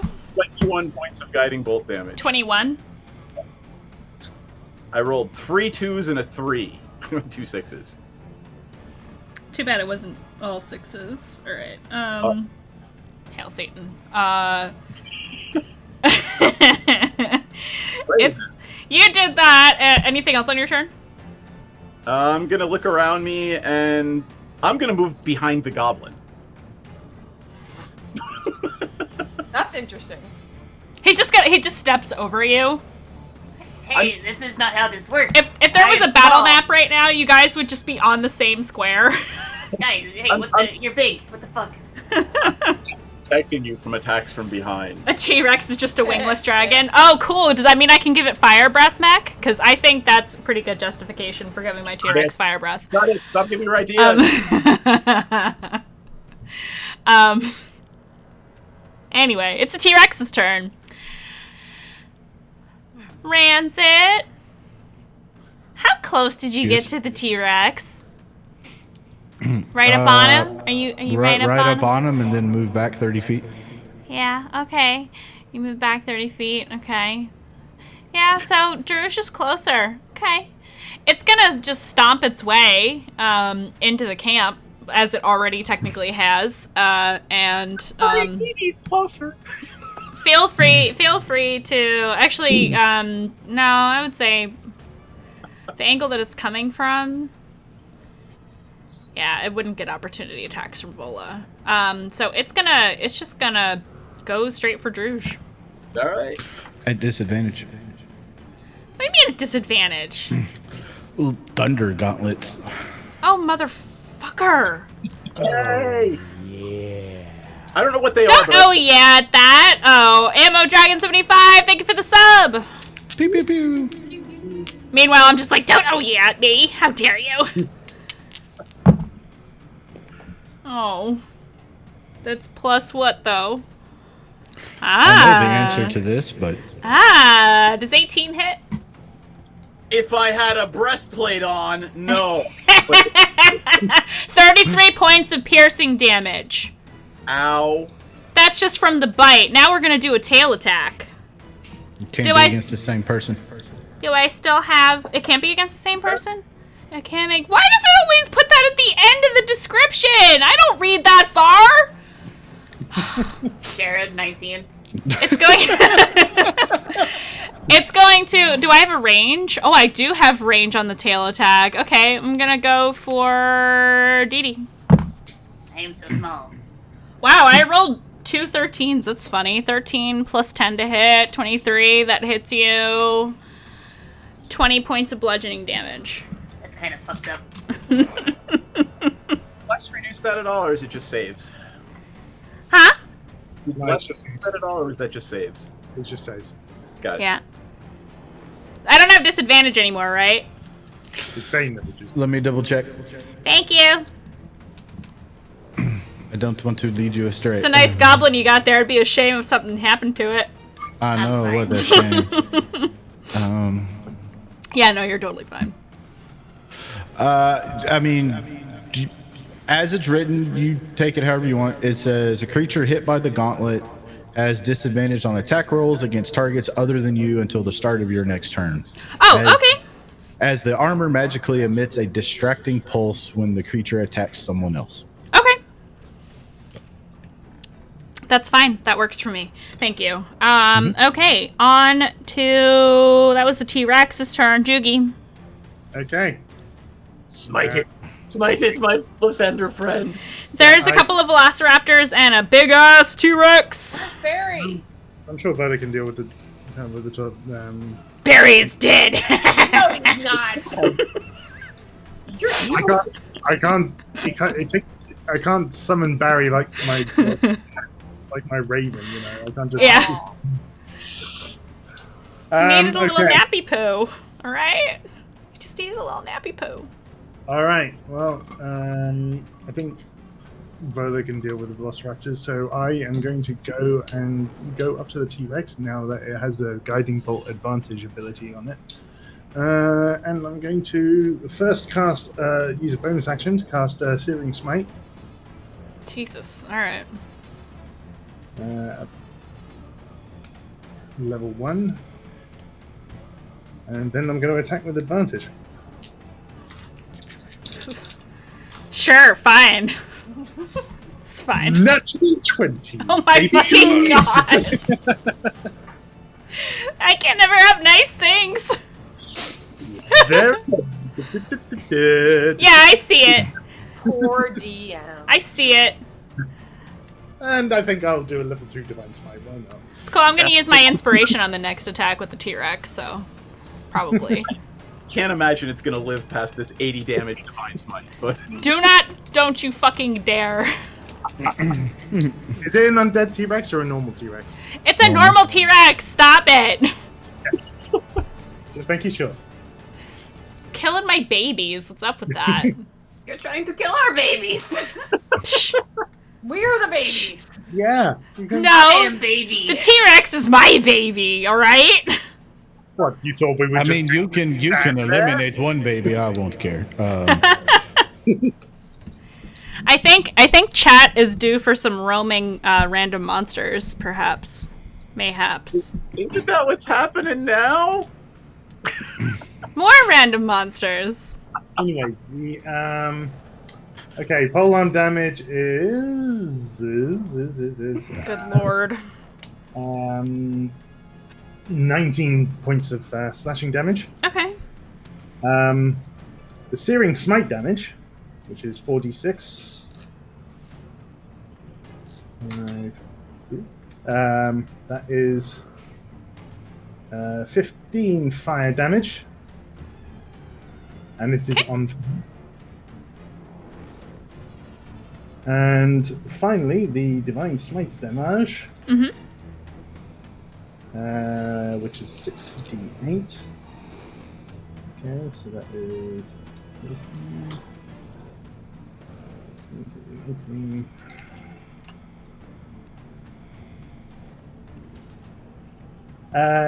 27 radiant damage. Okie dokie. So I don't know how much that is altogether, but must be quite a lot. Yeah, it's a lot. I've tallied it up. You're fine. Okay. The T-Rex is still standing. Yeah, and for my second attack. Okay.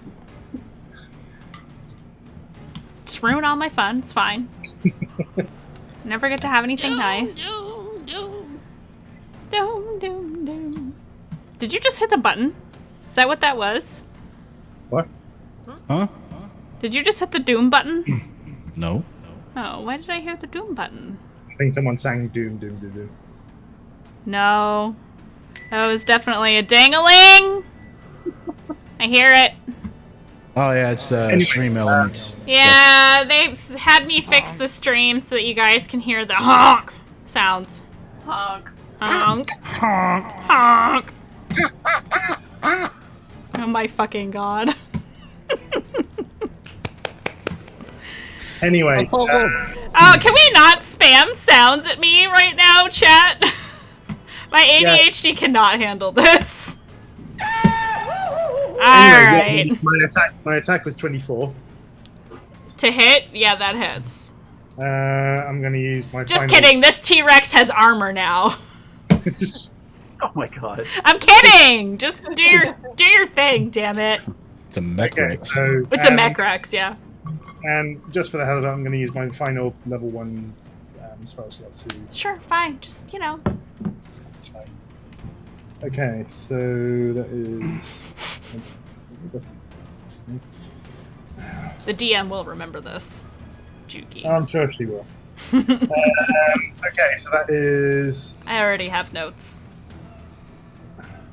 Look, it's the dice. 104. It's the dice's fault. It's not mine. You sound like Bash, and I don't like that. 11 points. 11 points of slashing damage. What the? I mean, you're right. 11 points of slashing damage. Thank you. And Oh, hello. and, Redeemed a critical hit for who? and another 13 points of radiant damage to the T-Rex. Oh, for the DM. I have a critical hit. Okay. Sorry. Continue. It was... Yeah. So it was 11 points of slashing damage and Yeah. 13 radiant damage, so 24 damage altogether for the second attack. Okay, so it was 11, and then what? 11 and 14. Okay, thank you. Where are we at? Okay. Still standing. Okay, and then Juki kind of puts his pole arm up and just kind of kneels, ready for the expecting Mandi's revenge. Okay, that's Jugi's turn. On to DD. How much damage was that in total? Just, A lot. I'm bad with, like, numbers, so I just add the damage that you do until I hit the total hit points so that I don't have to think too hard. So I'm not keeping track of, like, total damage done per person. I'm just tallying it all up as it goes. Okay. I mean, it was Yeah. 20. It was a lot. You did a lot of damage. Fort Worth Bell gave DD a crit. Crit hit for DD. I will allow it for your turn because there are delays on the stream and because I am a kind of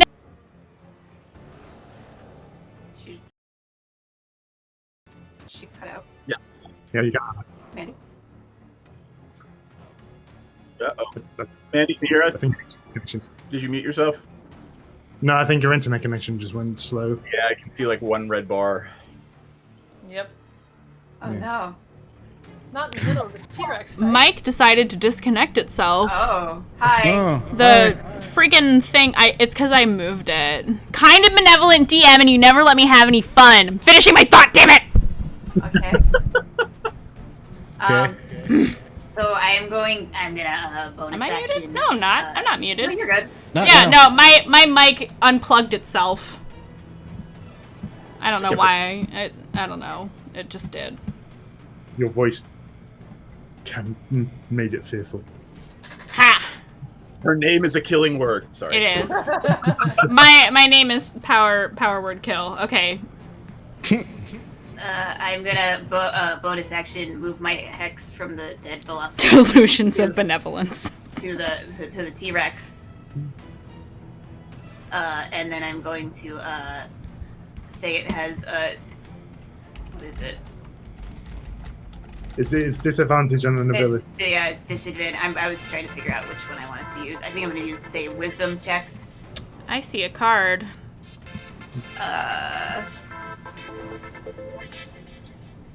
And then I'm gonna cast inflict wounds. Inspiration card for DD. We're not doing inspiration cards, so I'll just give you an inspiration point. I think that's fair. Yeah. Okay. I don't have the tables to roll off of, so because we're not using Fantasy Grounds, but hey, you still get something. Pew pew. Pew. So what did you do? You hexed what? What are you doing? I hexed the T-Rex. He has disadvantage on wisdom checks. Oh. And then that is Checks and saves. it just says checks. It's just checks. So basically, Okay. any ability checks that involve wisdom. Okay. Good thing most of my spells require wisdom saves. Oh, never mind. Saves, right? Not checks. Yeah, different roll. Yep. Anything else? Yeah, hold on. Okay. I'm doing math. Math is hard. It is. What you doing? So I cast Inflict Wounds. I use my crit for that. That is going to be 29 points of damage. How do you want to do this? It's on the T-Rex, right? Never mind. Yeah. I'm just gonna. I'm a little pissed at this point. I'm in the middle of writing in my journal, and Yep. these motherfuckers decided to come into our camp and just disturb my peace and quiet that I have, very, very seldom. And I'm just gonna, after getting hit with the tail, I'm just gonna boop it on its leg and be like, "You stop that." And then I'm gonna cast Inflict Wounds. Okie dokie. You kill it. There are still, like, velociraptors here that you guys kind of forgot about. I didn't. Yeah, we didn't forget. Okay. Yeah, alright. I was we got- waiting for my chance to hack on them. T-Rex got is both of down. That's Dee Dee's turn. There's nothing else for you, right, Dee Dee?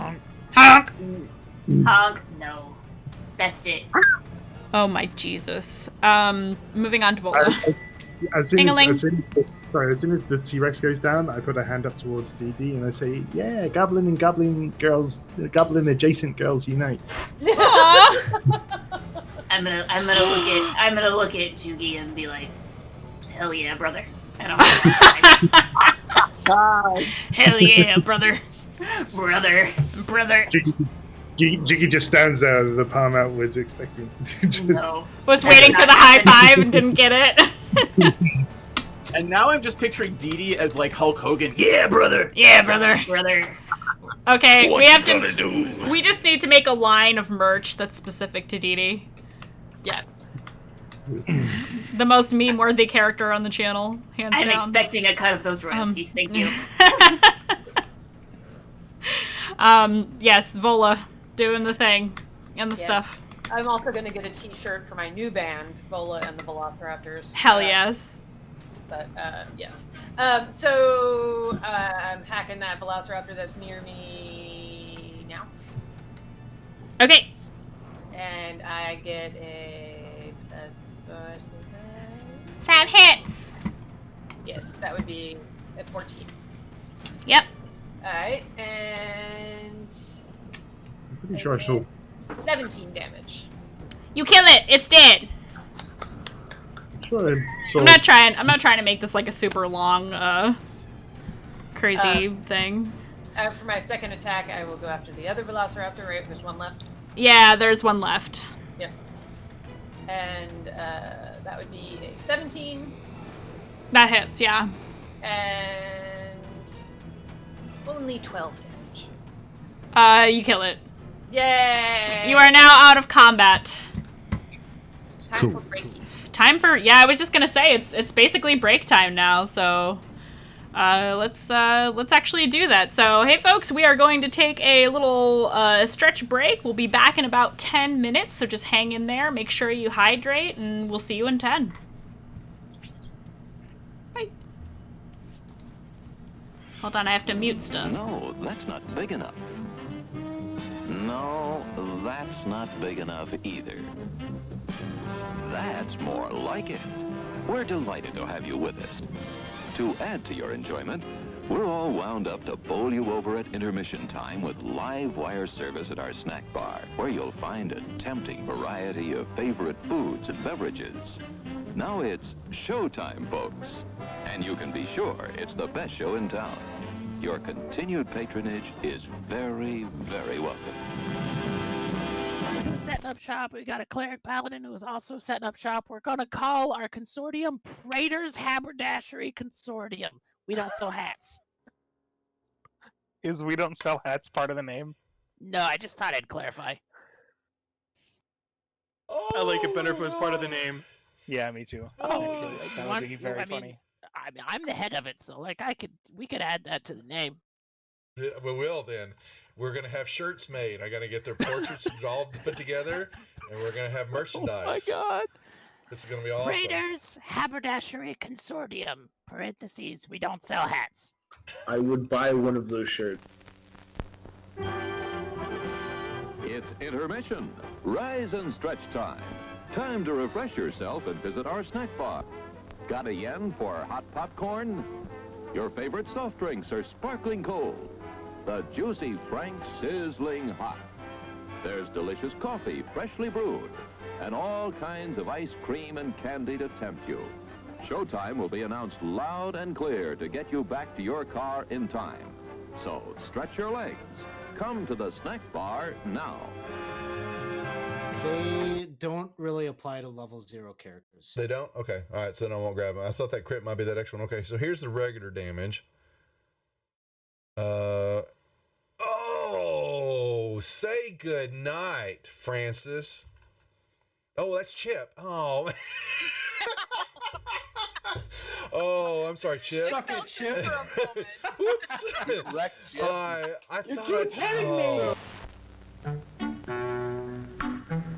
I'm sorry, sir. This is a private mountain. But I only wanted This mountain is reserved for patrons. But it's a supply depot for all sorts of good things, which people can get at the snack bar. Like soft drinks, candy bars of all kinds, delicious popcorn, and refreshing ice cream treats. But I am a patron. Well, why didn't you say so? Be our guest.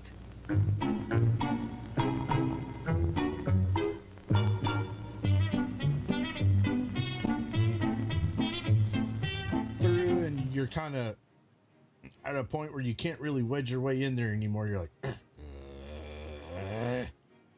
here, boy. Here, boy.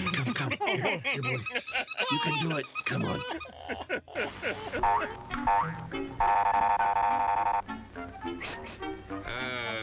Yes, sir. May I help you? I'd like 2 of those, please.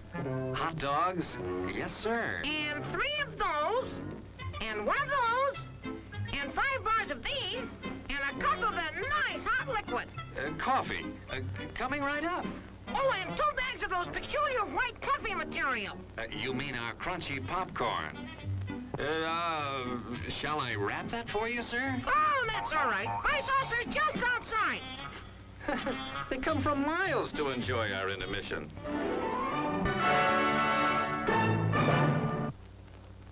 I'm terribly sorry. Bjorn, you explode, and in your place is a sweet roll. Nice.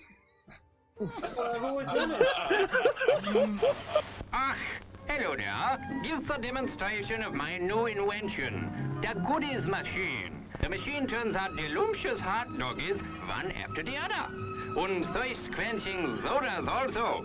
Gives popcorn of the most tasty kind, plain unbuttered. Candy too, crunchy and dandy. Steaming hot coffee and ice cream too. These goodies are at a snack bar just waiting for you.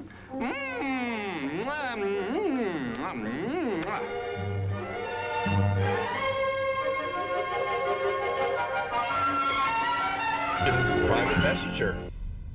And do you know how to do that in Facebook? I mean, in Facebook, whatever. What the hell? What the hell? What the hell? At least Facebook is still around hundreds of years into the future.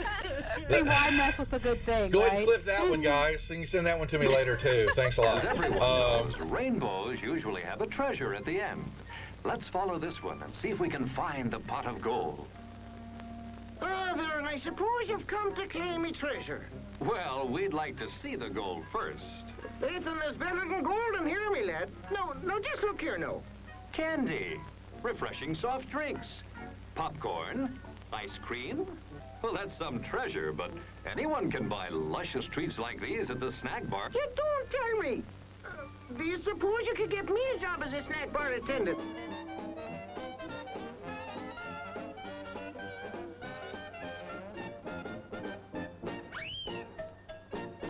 Brass knuckles he's wearing, and the creature just. How did the creature go? One more time? What? One more time? No, that was it.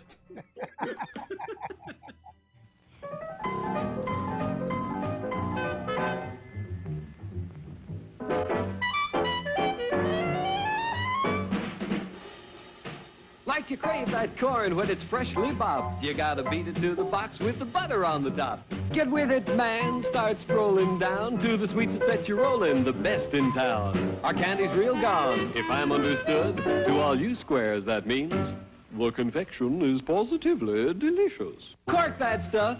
Give me 5. Let me send you into this nutty jive.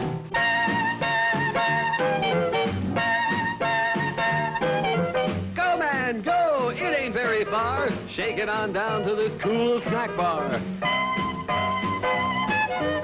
Come on, Jill, give us a treat. A friendly pepper-upper with a tasty beat. Drink Dr. Pepper, Dr. Pepper, 'cause it never lets you down. Frosty, man, frosty. People, we might be able to take care of that. I I'm understand. gonna sing the Doom song now. Oh, God.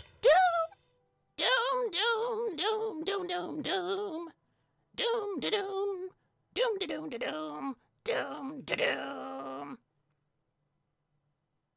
Doom, doom, da doom, doom, da doom, doom. Doomy, doomy, doomy. Doom, doom, doom. The end. Music to the ears of the hungry. The sizzle of a mouth-watering hamburger. Fresh, lean beef, done to a golden brown. Couched in a soft bun and garnished to taste. Man, that's hunger heaven. And you'll feel like you're heaven sent when you get one at our refreshment stand. Happen. Let me see. Is there a deception check for a horse? Does a horse have a? Ooh, it's going for the deception for a horse. Yeah, a horse I has got love it. deception. So the horse goes up, and you see it. It's looking a brief second. It looks at the plant like maybe it's something even tastier, but then it sticks out his tongue and it pulls back, and then it backs up. It's got the sugar cube in its mouth and its eyes go boing as his eyes just go, and it starts woo, and it starts bucking, and and it just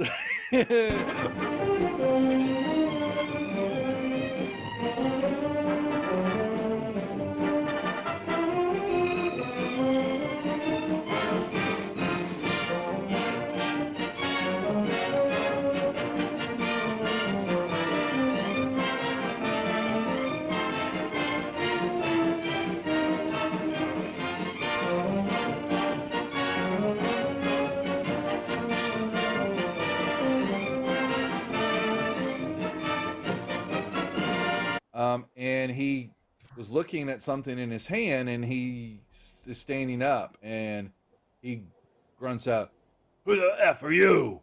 What are you doing here?" Housekeeping? Housekeeping. Oh my god. Your attention, please. All new hotshot electric in-car heaters have been installed for your comfort and convenience. Just insert heater through car window and turn on the switch. When leaving, please turn switch off and replace on speaker post. Warning, high voltage. For your own safety, do not attempt to repair or remove wires. Do not attempt to open heater unit. If you need assistance, please notify the theater box office or concession manager. She had red whelps and skin was looking all grotesque and all that, and she let out a little bit of a mumbled roar, leveled the gun at everybody in the room there, and that was where we cut last week. So that was where we'll pick up the action now, unless there are any questions or anything else that the group would like to add. I have a question. Please ask away. What is a mumble roar? Mumble roar.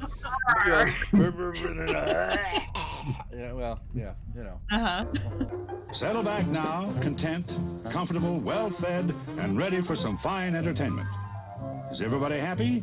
Then let's go.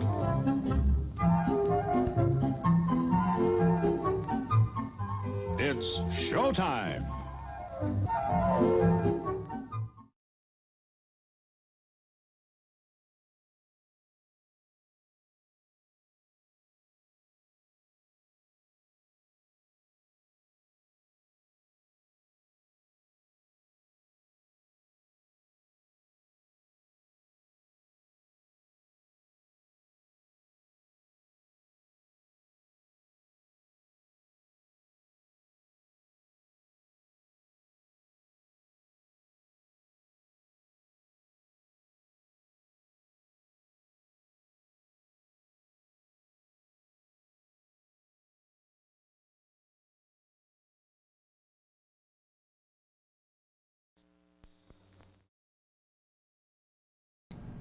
Hello, everybody. We are back.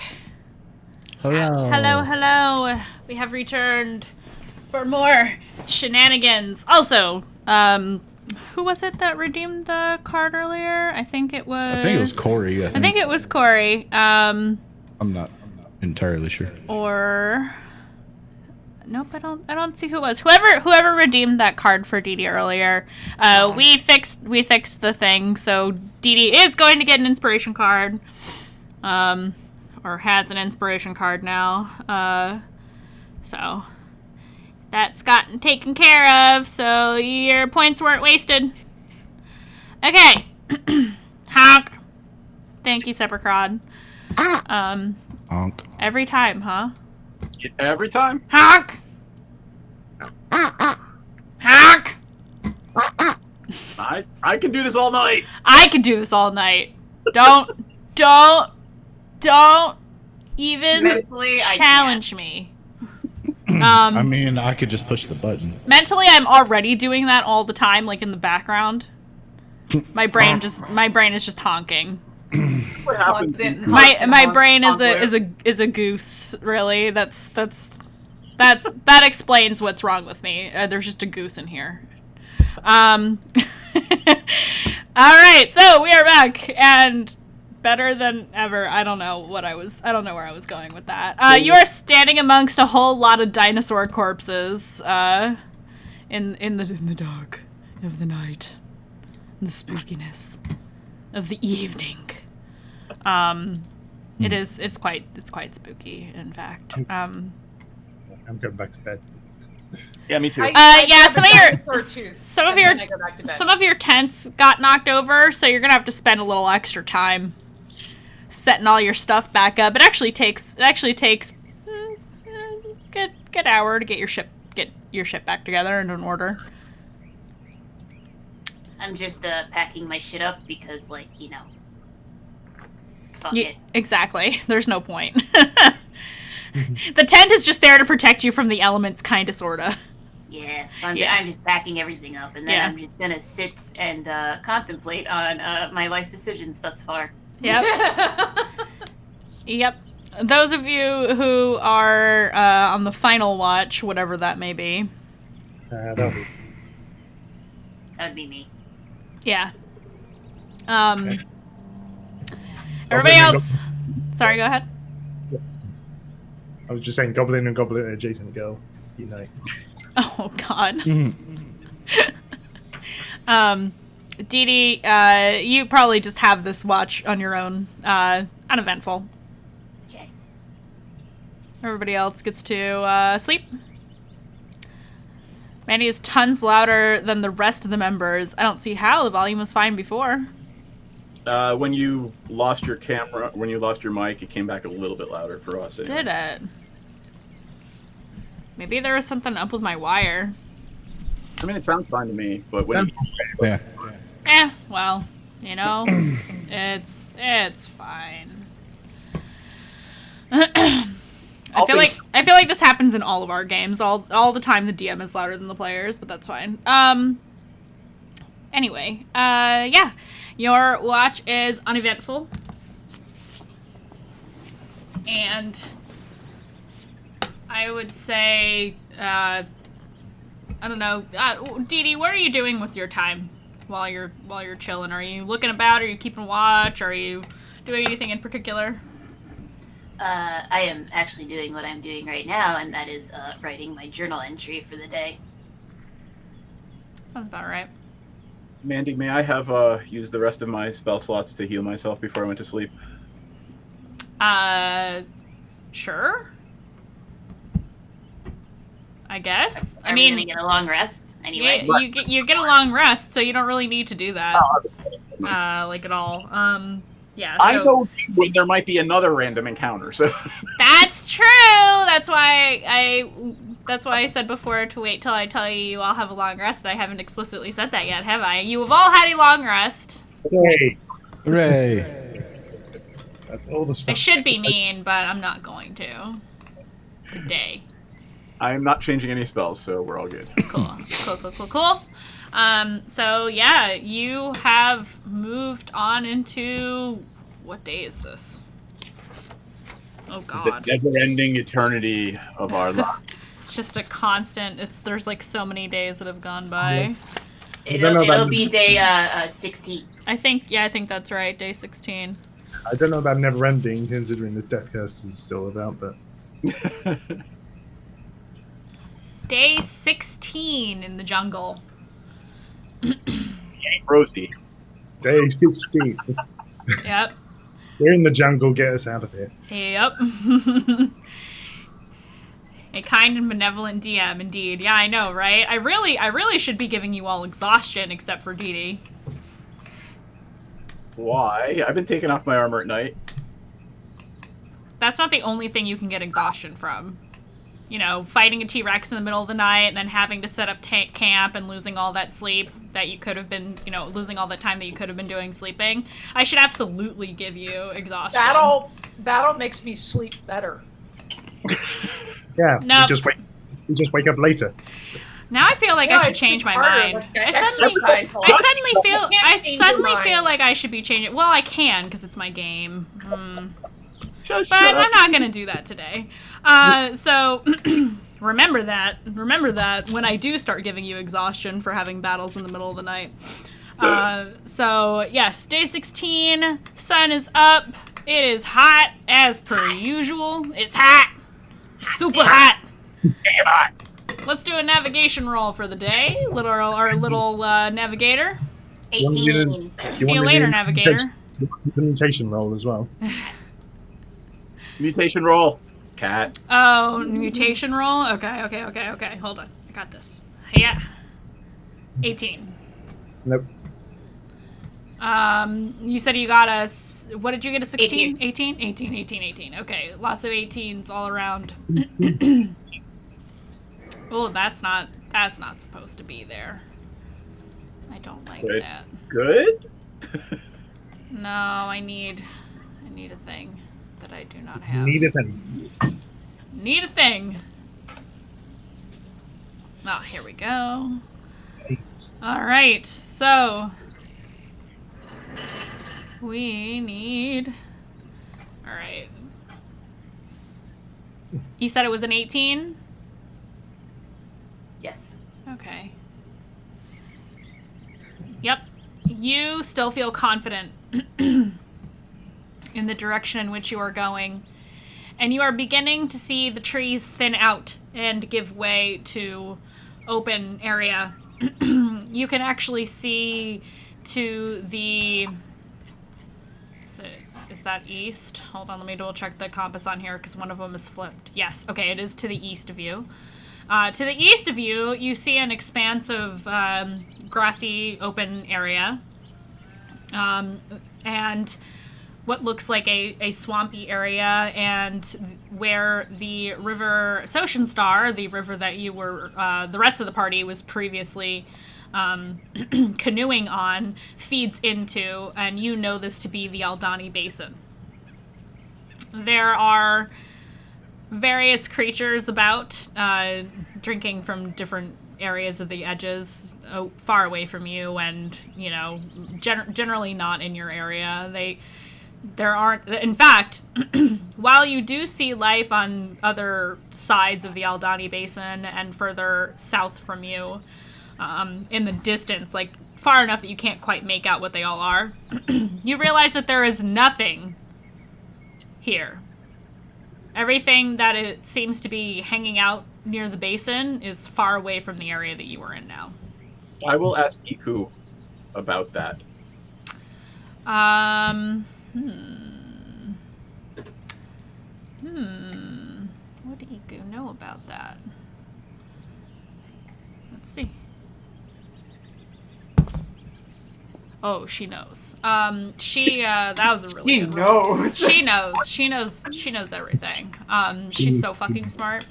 Iku, bless her heart, when you ask her about this, she kind of looks and says, well, my best guess would be that it's because of the hag. And she kind of gestures and says, notice how there's no trees here. And you actually see on the edges and where things are starting to give way to like a dusty, rocky terrain that is void of all greenness. You actually see... Actually, I would say you're close enough now. You're... Yeah. You know what? At this point, totally. You are close enough. You can actually see ahead of you, you know, turning away from the water and all of that, an 1,800-foot-high plateau with sheer cliffs rises above heaps and boulders as large as ships.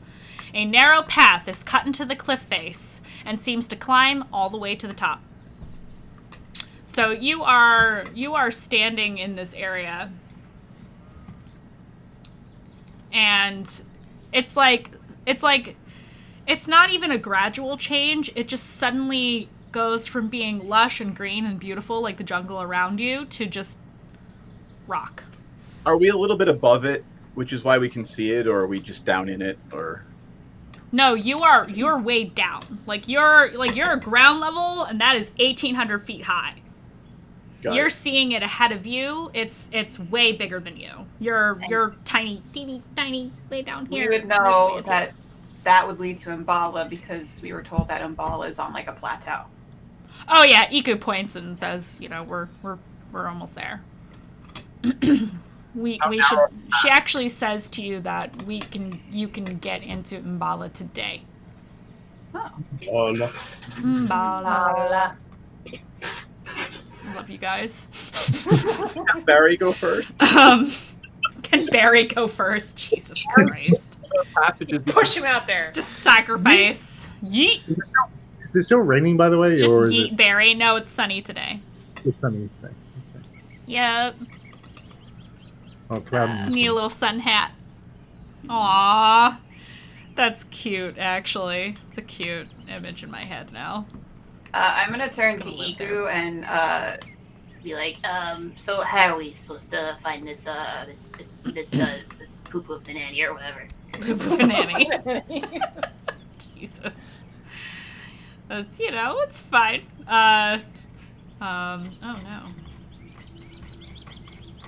Why does D&D Beyond keep doing this to me? Did I do something? It must have been me. I must have done something. It hates you and wants you to be unhappy. It does. It hates me and wants me to be unhappy. Doesn't have to work too hard to do that. Anyway, while you're searching, I found it. What do we know, or what has Iku told us about green hags? Like, what do we know about their abilities, their powers? So we've kind of already covered this a little bit, but hags in general are they basically live to breed on happiness and despair and live off of the life force of others in some cases, and in others, you know, the blood of others or the flesh of others, or, you know. That sounds interesting. You know, depends on the kind of hag. But so they're basically vampires. No, they're fae. I saw that, Kirsten. I object. I object. My ancestry is fae. I do not wish to be related to these individuals. Well, unfortunately, you don't get to object. You don't get that choice. I look pointedly at Jugi. Yeah. Exactly. Yeah. But yeah, what Iku has told you everything she knows about this particular hag. I will look around the group and say, well, except for you, new goblin friend, you all know me quite well, and you know what I would and would not do. Yes? Yes. Yeah. Maybe. What? Why are you doing the creepy smile thing? Iku kind of looks at you all and is just like, why are we all smiling? I'm never going to get used to that. Especially the way your teeth kind of separate. Yeah, just... Sorry, there doesn't need to be a gap there. It just invites people to kind of stick things in and see if they hold. You know. I was using Rosie as a judge of human emotion, and it in her absence, I'm finding it difficult. Aww. Oh. Just the face. I can't with the face. I can't with the face. So I couldn't tell if you were frozen or if you were Yeah, just holding I it. actually thought you were frozen for a second there. My God.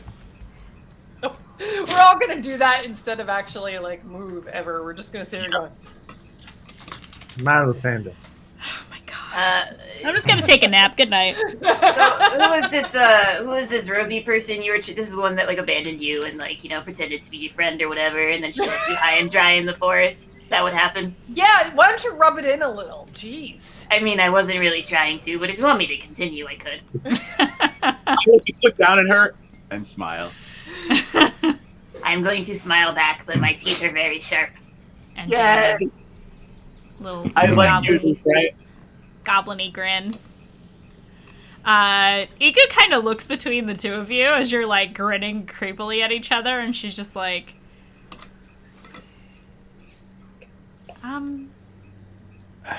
She kind of looks at DD and she goes, so what do you do again? I'm an archaeologist. You're an archaeologist.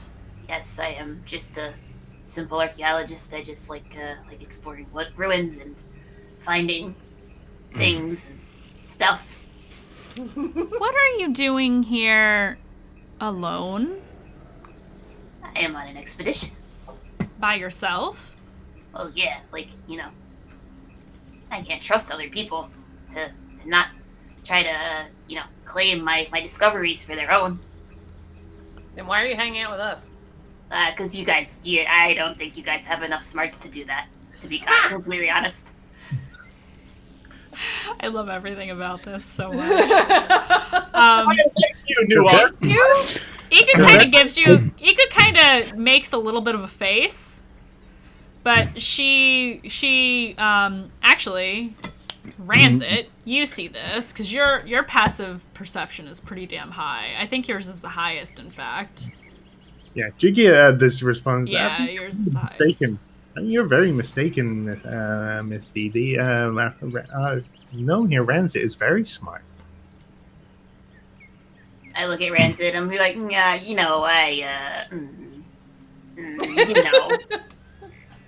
Uh-huh. I feel like I'm a pretty good judge of character. Anyway, Rancid, you see Iku's eyes change color. Ooh. Well, for a moment. Hold on. Let me character sheet. Ha! I am proficient in that. Upon seeing that, would I be able to make an Arcana check to see if it's something magical? Yes. Okay. If you wanted to, I mean, It's your thing. Oh, I have a luck point, don't I? I can't tell you. Never mind.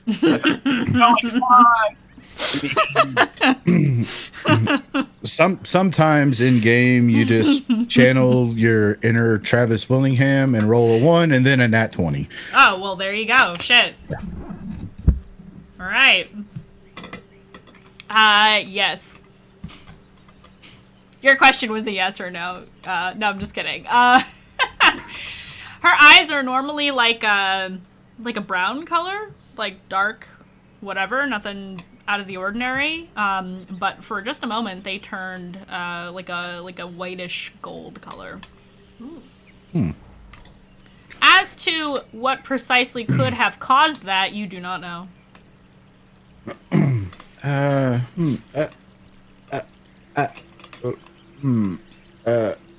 Iku? Yes.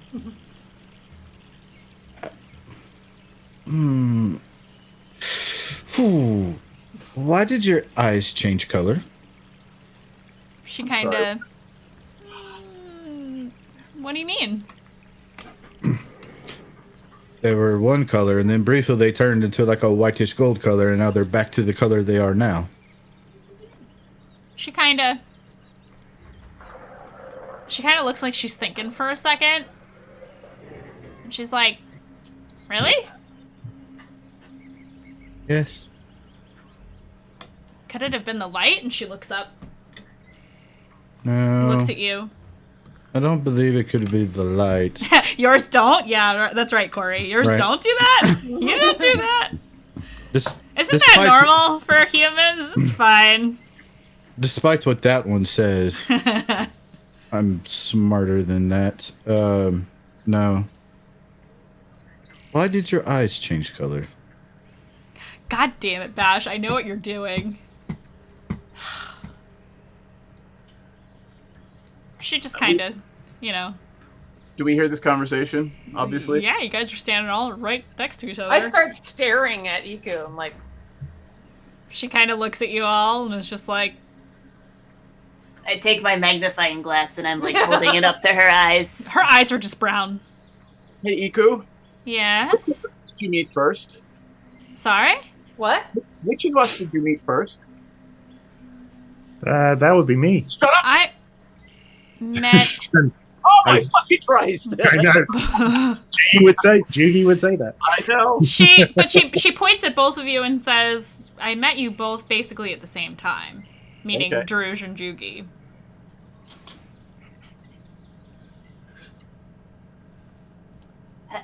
That was perfect. She looks a little startled, like, I didn't do anything. I don't see what the problem is. I mean, maybe it's just the light. I mean, the light of Lathander can change a lot of things, you know? I don't follow Lathander, but I appreciate the sentiment? You're kind of a pusher, aren't you, bud? Question mark? Praise Lathander. Sure. Whatever makes you happy. Rancid. She makes a face again, just kind of like, Mm-hmm. Can we go now? We have, I'm hoping she's there so we can just take care of the problem and move on, but take care of Yeah, let's go your get that. mission. Let's go get Hank. I mean, even though she's the same color as three of us in the party there. Right. That's not the same. No. Right. Not the same thing. Right. Iku, you said it's that way, yes? Yeah, she points towards the plateau. Cool, that I I just just start fucking described. walking. Yeah, she's right there with you. She's like, yeah, let's. Lead on. Yeah, no, she walks ahead of the party. So yeah, you approach. Everything is quite rocky here.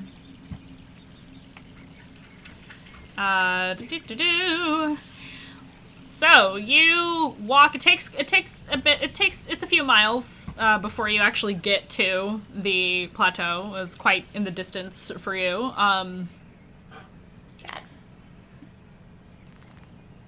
You can see more clearly now that the path is cut. It's quite narrow. It's like you'd have to walk single file up. Let me double check. Okay. So, I mean, how do you proceed? I want to be right behind Iku. The path is just open. Yeah, Iku will lead the way if the party asks her to. I'm gonna be behind Vola. Okay. Vola. So marching order You then. don't know We're the gonna song do yet, we're gonna do though. a marching order. I'll go last, and I'm assuming Barry's behind me, unless Jugi's riding Barry. Can Barry fit? Barry's not got badonkadonk in his trunk, you know? I'd like to think that he is a thick dinosaur. He's a thick He got that boy. junk in the trunk. Badonkadonk. Anyway. I'm clipping that. Okay, marching order. I will be in front of Druj. Okay, so we've got Iku, Vola, DD? Yes. Who's behind DD? Jugi, probably. Jugi. Who's behind Jugi? That would be Ranzit. And then Drush, and then Barry. Unless, Ranzit. again, is Jugi able to ride Barry? Drush. Barry, it would be extremely difficult. Yeah, I was gonna say if we have to be single file, a large creature would have a hard time getting through it. Yeah, and Barry, I think, is large technically.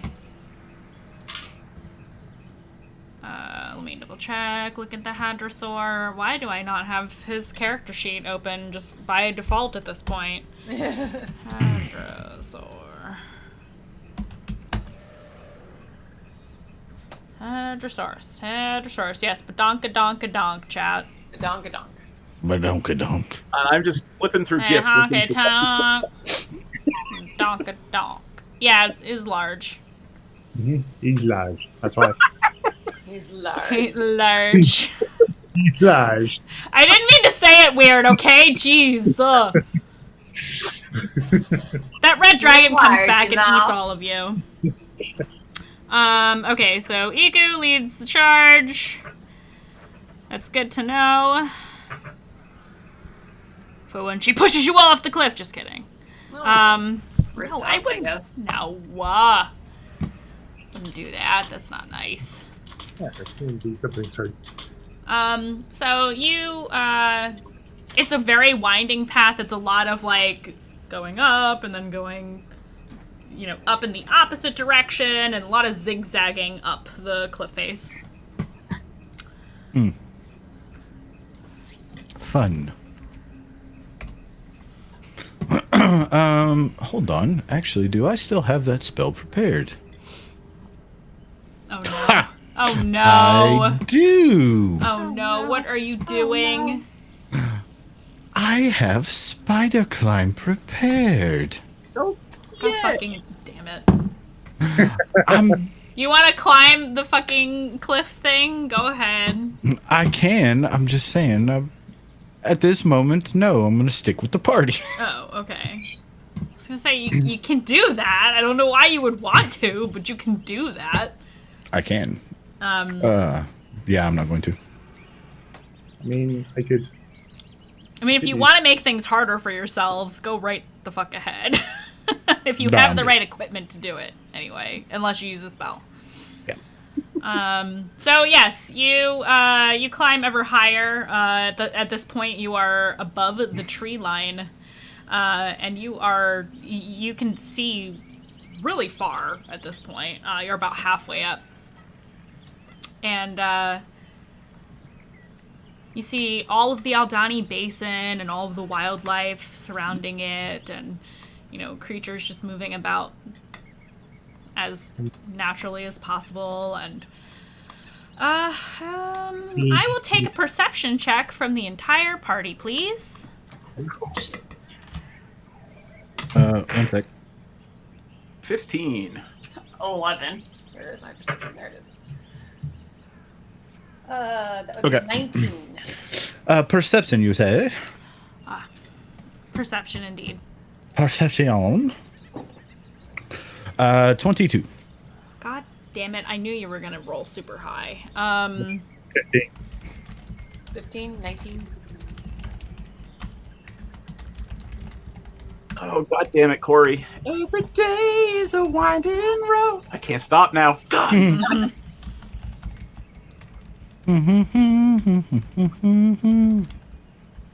Get a little bit closer. Sorry. Watch it. Make of that what you will. Okay. Anybody who got a 20 and higher. So just Almost. Ranzit. I got 19.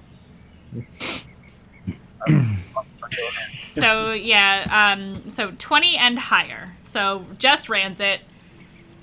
Ranzit, you see in the jungle beyond the plateaus to the south some kind of shipwreck. It's most peculiar, but I would say with the 24, you can tell that it was. Let me double check myself before I fucking wreck myself. It is not the seagoing type of vessel, if you know what I mean. And Ranzit, you would know about these things anyway. It is an airship. I get my own airship. Fuck all of you. Bye, Ranzid. See you later. You can tell. You can see just enough of it, and with that roll, because you beat the DC for seeing this, I should say. You can see just enough of it that you can tell that it is an airship. Crash landed in the jungle.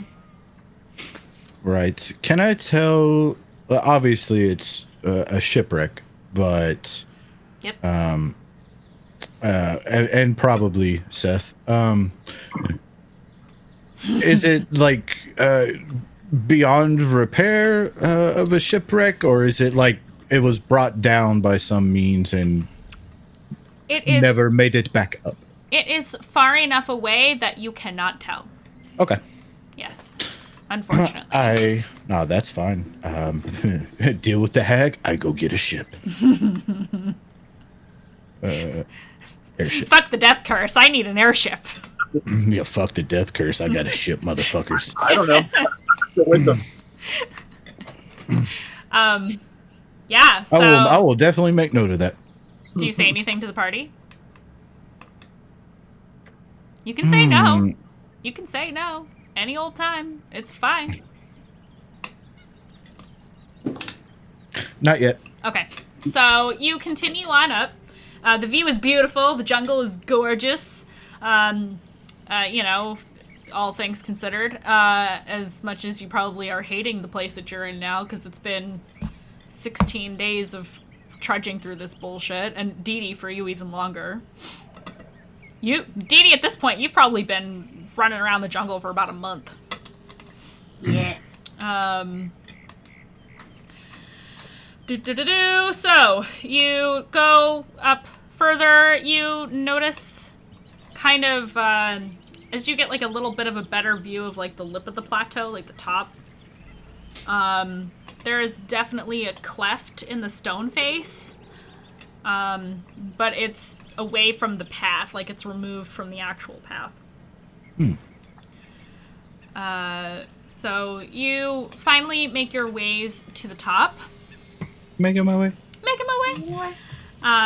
making your way up the plateau, and basically about 100 feet below that lip that I mentioned, you can see that cleft, a different one. There's like, it's all kinds of things, but it's basically like a 15-foot wide, like an almost naturally done, like naturally formed crevice, but on the walls between are carved scenes of jungle predators, flying lizards, erupting volcanoes, just shallow reliefs in the wall, as the ground, like the rock of the ground that you're walking on, is carved into stone steps going up.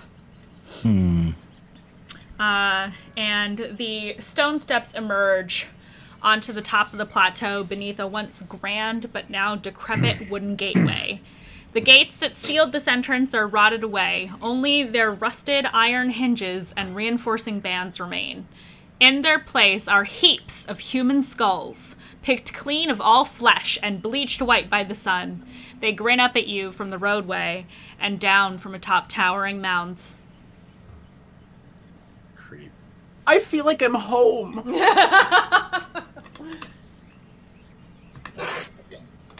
It is very comforting to see many. I mean, is it?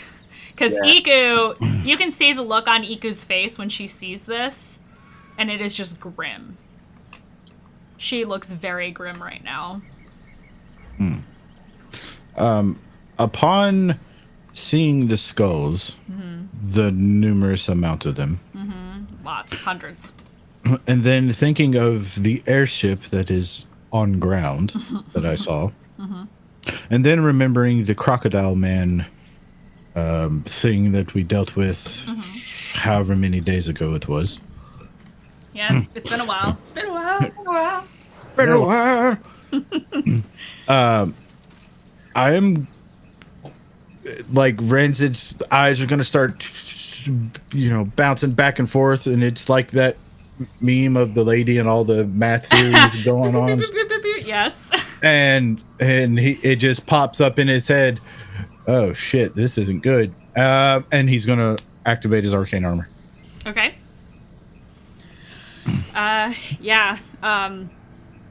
Iku will quietly indicate to the party that the skulls are probably what remains of the people who used to live here.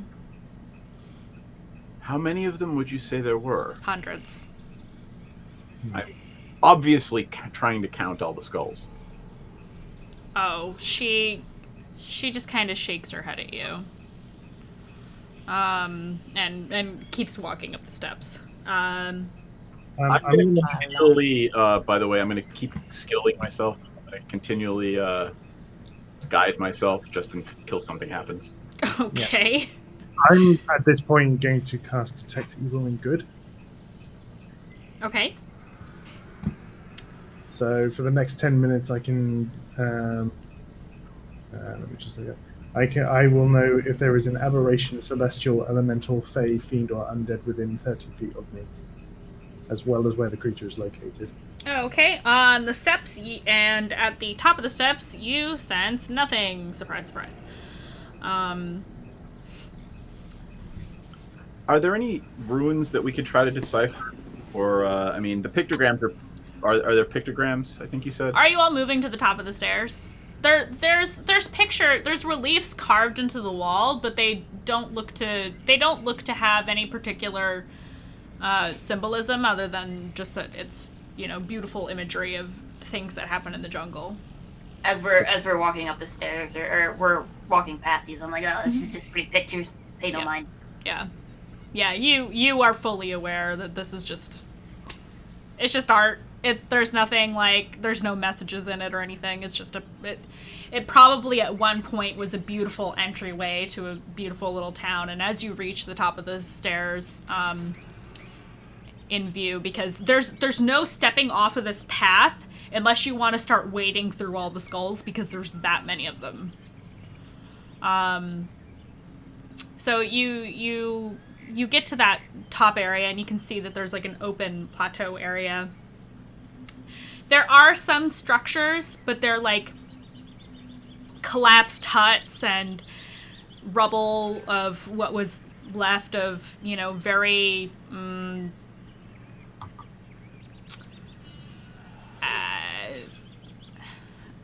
can't think of a good word. I would just say kind of shoddily put together structures, just ruins, and the only structure still intact that you find as you're moving through the debris, because there's debris everywhere. You can see there's rows of what would have been huts, and there's imprints on the ground, and various bones and things of that nature kind of strewn about, random bits of pottery and thatched roofs that are just kind of laying on the ground. And I'm trying to stop myself from doing a skull angel. Yikes. Just clear. That's a big yikes. Poor Iku. There's a sense coming from Bruce that he is the most comfortable you've ever seen him in the time. Yeah, actually, speaking on that, I would say, Druge, not only do you feel very much at home, but this feels like this was meant to happen to you. It feels like it's sad, yeah, that all these people are dead, but this was supposed to happen. Well, of course they were supposed to die. They're dead. Yeah, exactly. So, you don't feel any kind of way about it, probably at all, other than, hey, this, feels kind of like a crypt, and I kind of sort of grew up in a crypt, so I'm super cool with this.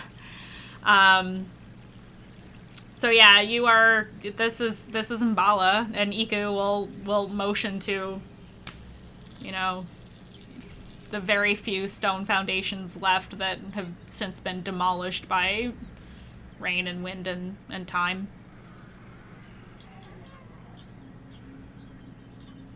She says, "Do you wanna have a look about and see if we can find anything or anyone?" Mandii, were you saying there was a structure that was still intact? You kind of think there might be, but you'd have to explore further. Okay. I will take a quick drop to my knee and say a prayer of thanks for providing me with this wonderful taste of home. All right. Prayer received.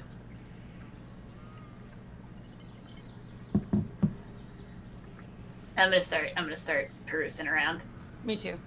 Yeah, Iku kind of starts. She is moving more purposefully now. She is walking through what you would imagine might have been like the center thoroughfare. And you move through, and everything is just devastation. It's just gone. Whether it was knocked over by, particular means or not.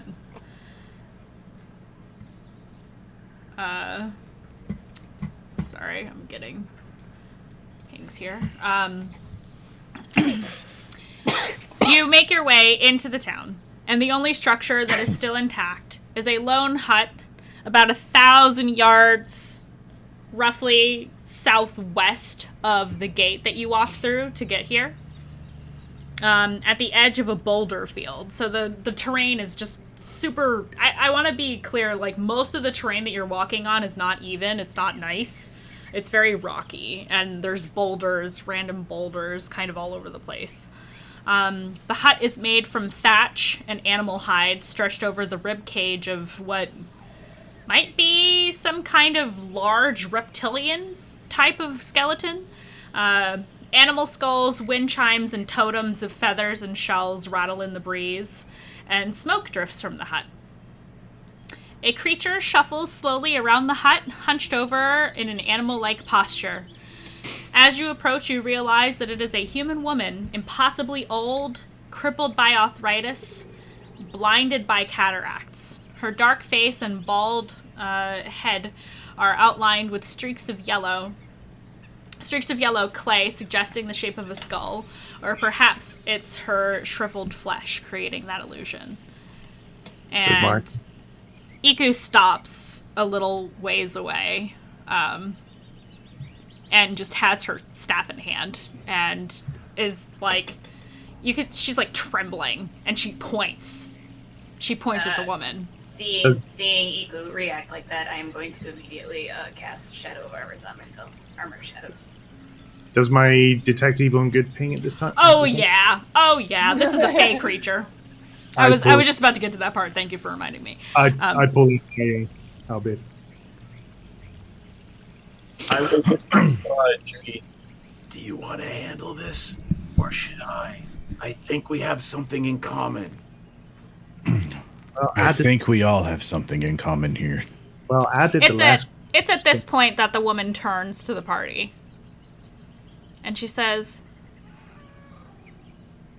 Iku, is that you? I had a feeling that you would be back at some point.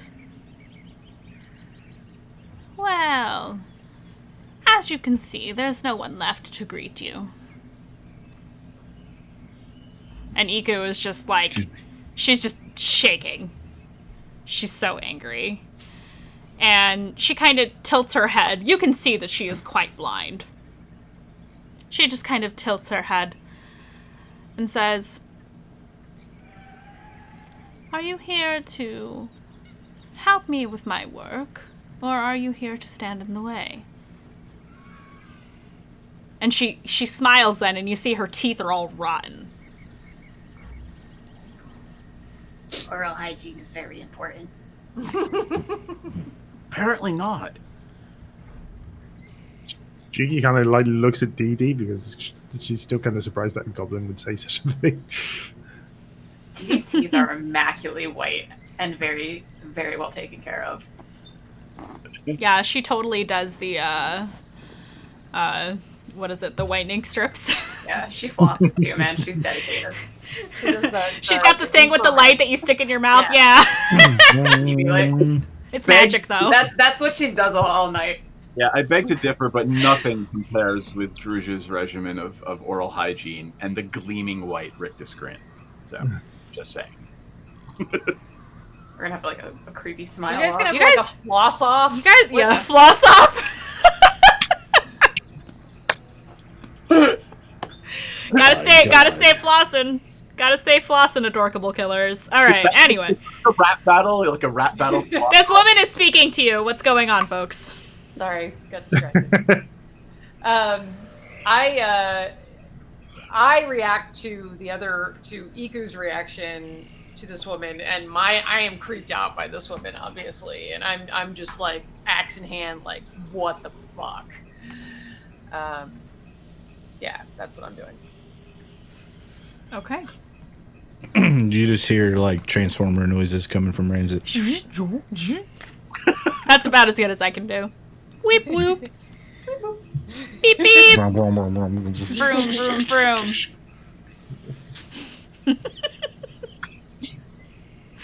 That's as good as I can do. Optimus Prime. I can't go that deep. Autobots, roll out. There you go. As Druge asks if either I want to deal with it or he wants to deal with it, I kind of look at Druge and say, would you be telling her about death? Oh, for God's sake. Alright, okay. I will smile at Juki and say, yes! Then I think you should handle this. I will very, very enthusiastically walk forward and greet her. Hello, new friend! Oh, we're talking to this? I thought we were just gonna kill it. Yeah. Well, she just kind of stands there because she's blind, and she just says, "Are you going to answer my question?" What question is that? I said, "Are you here to help me with my work? What or to is- interrupt me?" Well, you see, I need a few things. And she inhales deeply, and she says, "I smell you, son of Jurgle. Come closer." I will absolutely walk closer, and because that's exactly what Drew would. What the fuck is wrong with this guy? No, don't worry. This is a thing. This is his thing. Oh, you people are gonna give me an aneurysm. What do you mean, you people? When he walks Oh, forward, no. when he walks forward, I feel like, even though Druge is like what 7'1", that I could grab his shoulder or his upper arm and be like, "What the f are you doing?" You're kind of far back. You'd have to run forward and do that, and then there would be Yeah. rolls involved. All right. If you'd like to do it, you can. I will listen to Vola say, "What the f are you doing?" and say, "It's okay. We like the same things." I don't. Yeah. I don't know what to say to him. She says, "Oh, terrible things have befallen the people here. I don't know what your friend has told you, but the Lord of Bones demands materials, for I can stop this curse. No one needs to die. If you help me, I will help you." And you know that the Lord of Bones is Merkel, Got it. which Not is sure- another death god. So Yep. many death gods! Yay! Hooray! Sir- Hashtag Yay, foreshadowing. death. Yeah. certain pretender death god, but okay. Murgle is quite related to Jurgle, if I am not mistaken. I'd have to look it up though. You're But that's okay. not wrong. Merkel and Jerkle, the new sitcom from. They're twins, really. I don't know that that's canon. I'm just being funny. Is there a triplet? Maybe. Please continue. Merkel, Jerkle, Urkel. Yeah, do that. All right. God, we really should just rename our game to D&D ADHD. Squirrel. A squirrel. So she she says, if you need anyone resurrected, seek me out. I can help. It's not about needing resurrection. It's about stopping what's happening right now. Right, I can do that. How? Oh, I can resurrect people, even now. But can you stop the curse? Can you remove the curse? Not important. I disagree. Do you? Yes, I do. Smile. Such a shame. Well, if you won't help me, then that's quite all right. And she kind of shuffles away from you. But as she does, you can see her hand move in a very obvious gesture. I'm gonna need everybody to roll initiative. I point my finger out. Finally. I am actually going to blow that inspiration point to reroll. I'm gonna roll Yeah, to I see blew one too. I rolled a 4. Oh my god, I rolled a 3 the second time. I'm gonna blow one as well. Yeah, same here. Wow, we suck. I don't. I got a 19.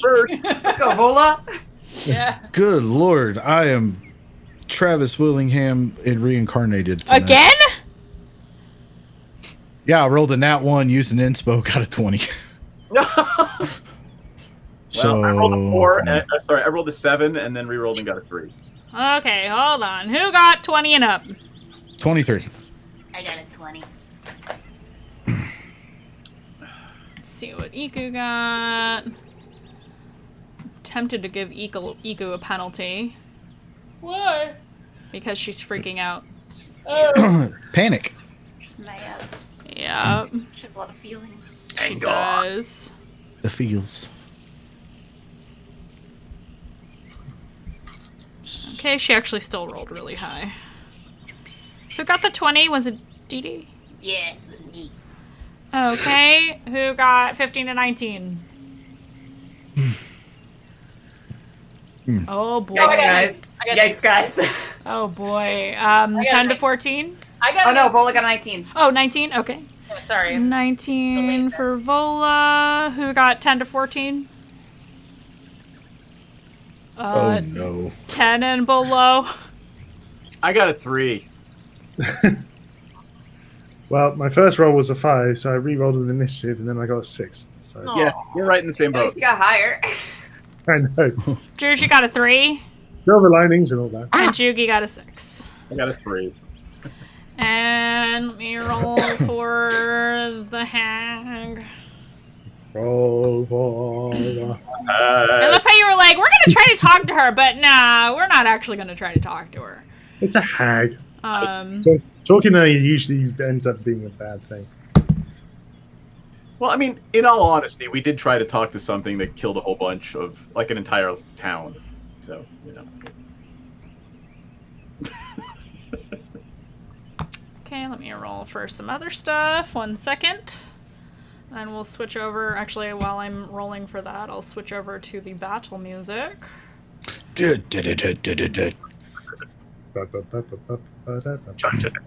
Berserker! Sorry. Oh my Yes. fucking god. Yes! Is that like the D&D version of Bonanza? Okay. Dun, dun, dun, dun, dun, Bonanza. Yes. Berserker. I will love you like a chocolate berserker. Sorry.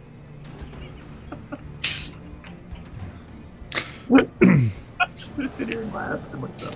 I'm just half tempted, like over on the other screen, to pull up Death Clock and start playing. Yes, I love Death Clock. Blood Draw Cupid. Oh. Yeah, I'm gonna throw a little extra something in here. Oh God. Too much spice. Maybe I'll add another one. Yeah. What? Let's do that. What's worse than one hag? A coven. Ooh, even better. Please stop. No. I'm sorry for the crit, okay? No, you're not. You're not sorry. Fuck you. Flesh Golem. I mean, what?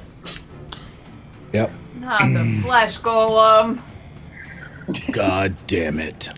Alright, so that's a thing that's happening. Okay, first is Ranzit. Autobot. All you Get the see hell is your out. friends and Nanny Poo Poo. Hey, at least, Wait, this is Nanny Poo Poo? No, I'm kidding. at least Moby Dead can't show up. But Or can he? exactly. No, Vix isn't here to throw money in the ocean. Hey!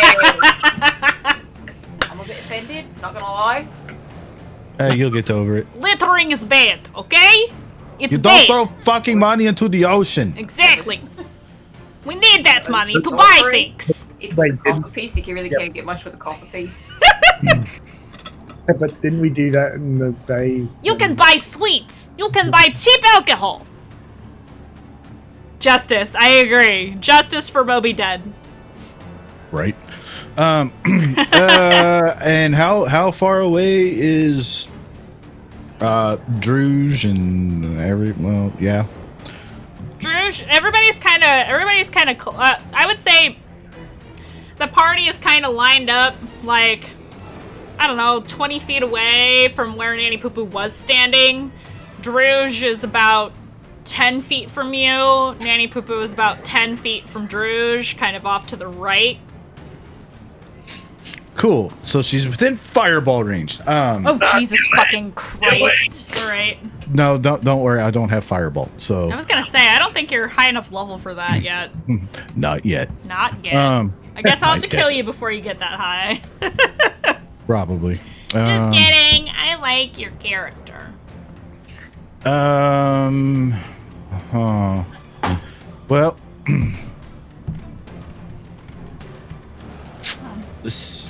you know, I'm just gonna kind of start putting all this together and what we know about. I almost said gnomes. What we know about hags. That they can alter their appearance and all that kind of stuff. Oh, yes. I ain't taking no chances. I'm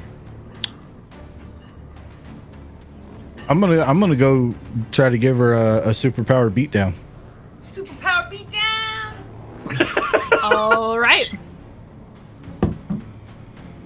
Are you throwing things at your cat? Yes. Sounds about right.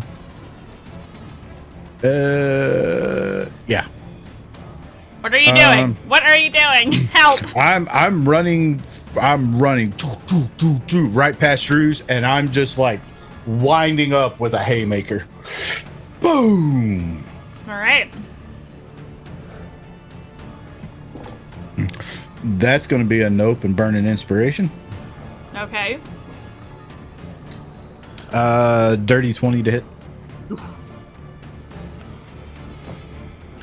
Dirty 20 to hit the hag. Yeah, that hits. Okay, cool. Sorry, there's D8. so much here, and I'm like Oh, you're fine. trying to read. 6.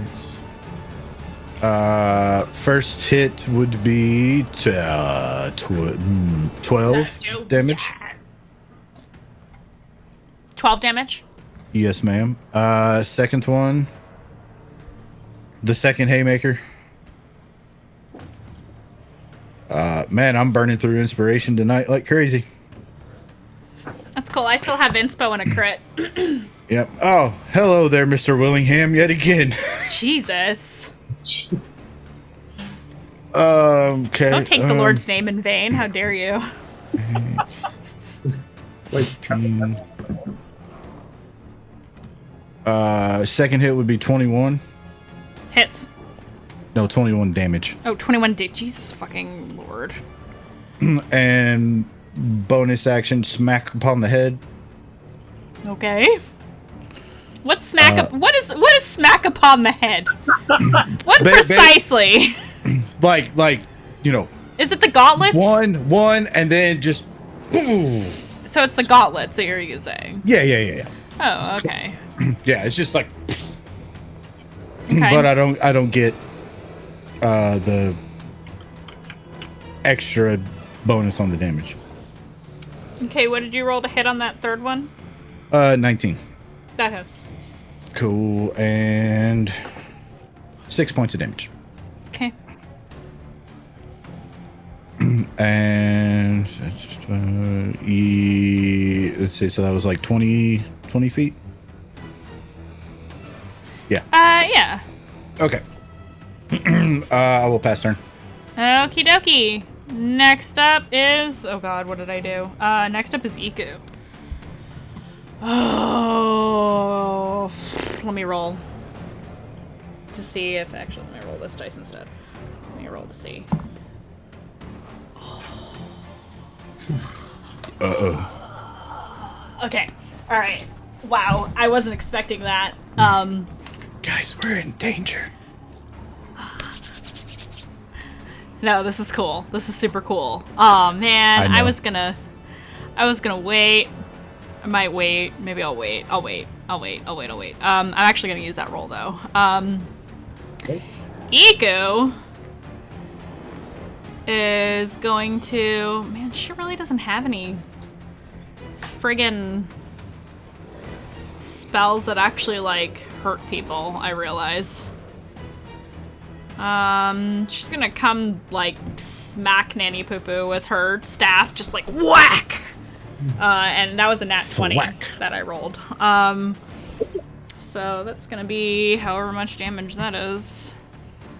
We'll call it. It's a mighty thwack. It's a mighty thwack.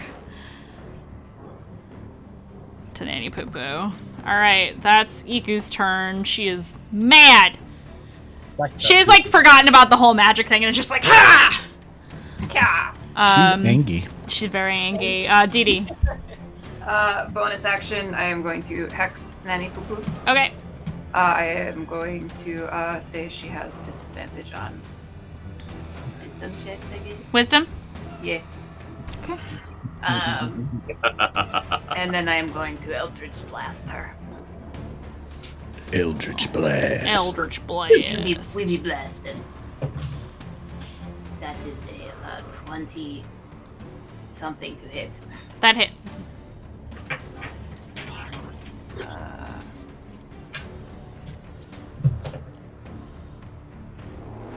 That's 11 points of damage for the first hit. 11. Yep. That is 23 to hit. That hits. That is 11 points of damage.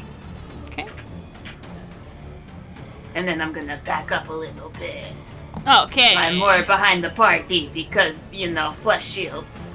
I will happily let you hide behind me if you'd like. Cool. Hiding behind the furbolg. Thanks. Okay, that's Dee Dee's turn. Now it is Vola's turn, but really quickly, before you do anything... Vola, I'm gonna say where you're standing, since you're a little bit further back from the hut, like with everybody else, you can see near the hut, like in the direction that Nanny Poo Poo was starting to walk, are... You've seen it enough times. You see that they're like what looks like recently dug graves next to the structure of the hut.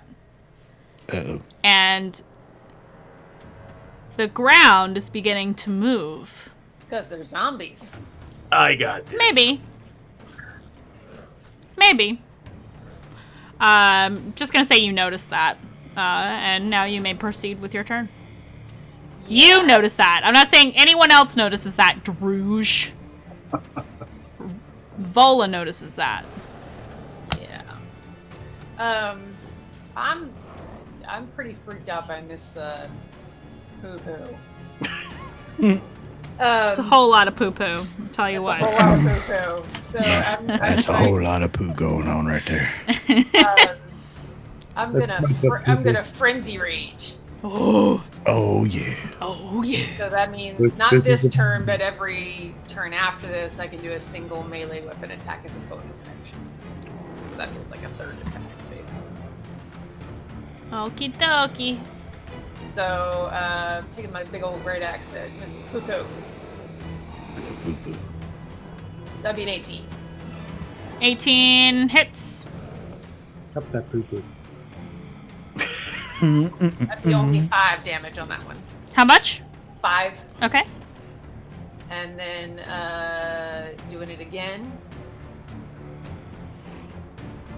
That's only a 9. I think I want to use my inspo. To hit? No, that does not hit. Yeah, I want to reroll that. Use the inspo. Hold on a second. Make sure I take it off. You have 2, so don't I take have 3 actually. So I still had 1 left over, and so now I will re-roll the hit. That's better. 24. Yeah, that hits. And 14 damage. Okay.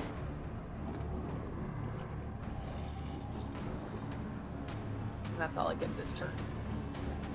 Alrighty. On to Nanny Poo Poo.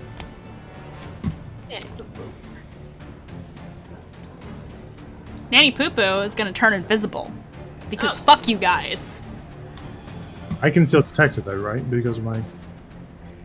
You don't know, because it's not your turn. You will find out eventually. Also, your spell does not pinpoint the precise location. It only lets you know if it is within 30 feet. No, I think it does actually. No, it does not. Hold on, let me check. Does not. I chose that spell as well. You are able to understand that it is within 30 feet of you, but you do not know precisely where. You know where the creature is located. Yeah, as well as where the creature is located. Let me see. It says that specifically on the spell. Where is it? Well, I'm going to say you don't sense her, so it's not your turn anyway. Okay. Stop ruining my fun! I will kill your characters! Alright. She turns invisible. That is her turn. Next turn. Ooh, I got 2 turns in a row. I love this. Oh, wait, no, I don't. I have this one. And then I have... Okay, that works. Okay. From the ground emerges a large, fleshy, humanoid creature. Honk! And it is a lumbering creature with... I can really only describe as, like, vaguely clay-like flesh in that it doesn't have really eyes or nose or ears. It's like people have been kind of mishmashed, sewn, and welded together to form this creature. And it's being held together by, like, heavy seams and, like, burnt, like, scars, like, to kind of, like, almost like it was welded together from pieces of flesh. Yes. But bigger and scarier and gross. And also doesn't have really a mouth. This thing just, like, brings itself up and starts lumbering towards the party. It does not reach you because I'm saying that some of its movement was taken. Some of its movement was taken from clawing its way out of the ground. And it's horrific. It's really, really gross. Okay, so there's that. Next is... What was her movement? Oh, yeah, that's perfectly fine. Okay. So that is the Flesh Golem's turn. That one, anyway. And now... now it's Juki's turn. Okay. So now. Oh, no, I'm sorry. Wait, you have a 6? This one has an 11. Okay, sorry. Next one goes. I apologize. They have different initiatives. I had to fix my notes here. Okay. Next flesh golem emerges from the ground and begins shambling towards the party. Now it's Jugi's turn. Okay. So now So there are 2 flesh golems. Can I tell where? No, you cannot. Not from where you are standing. Alright, fine.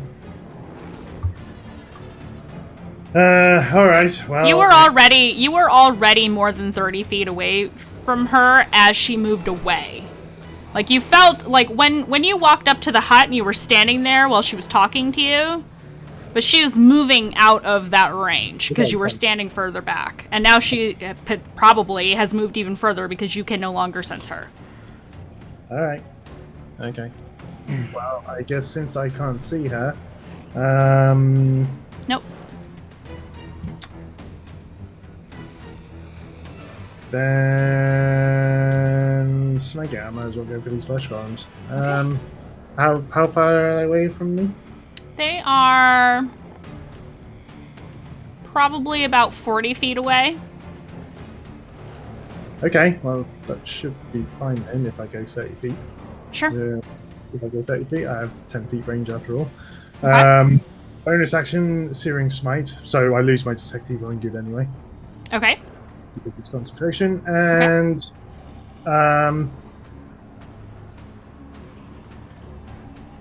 then I will swing my halberd at one of these flesh golems.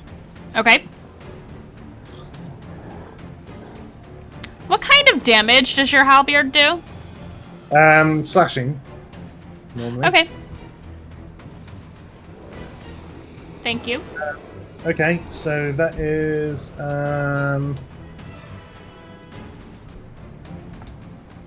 actually, let me just confirm that. Yeah, he's slashing. Okay, so that is 19 to hit. That hits. Okay. In which case the Searing Smite goes off. 1 sec. I'm sorry, continue. You did Searing Smite? Yeah. Okay. And I'm also going to add a level 1 Divine Smite to that as well. Why can I not find the rule for this? What the fuck? Just want to check, are these flesh golems undead or? No, they are not. And you wouldn't be able to tell anyway. You would have to. Well, no, I'd have to. Well, no, if they were, then I do extra damage on my Divine Smite. That's why I have to ask. No, they're not.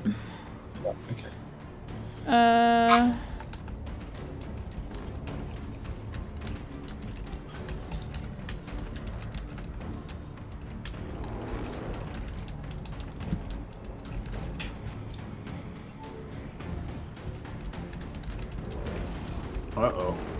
Here's lots of... Do you want me to just answer that real quick right now, Mandii? Yeah. Because it's not everything. Right, the third thing that you said. Uh-huh. Okay. If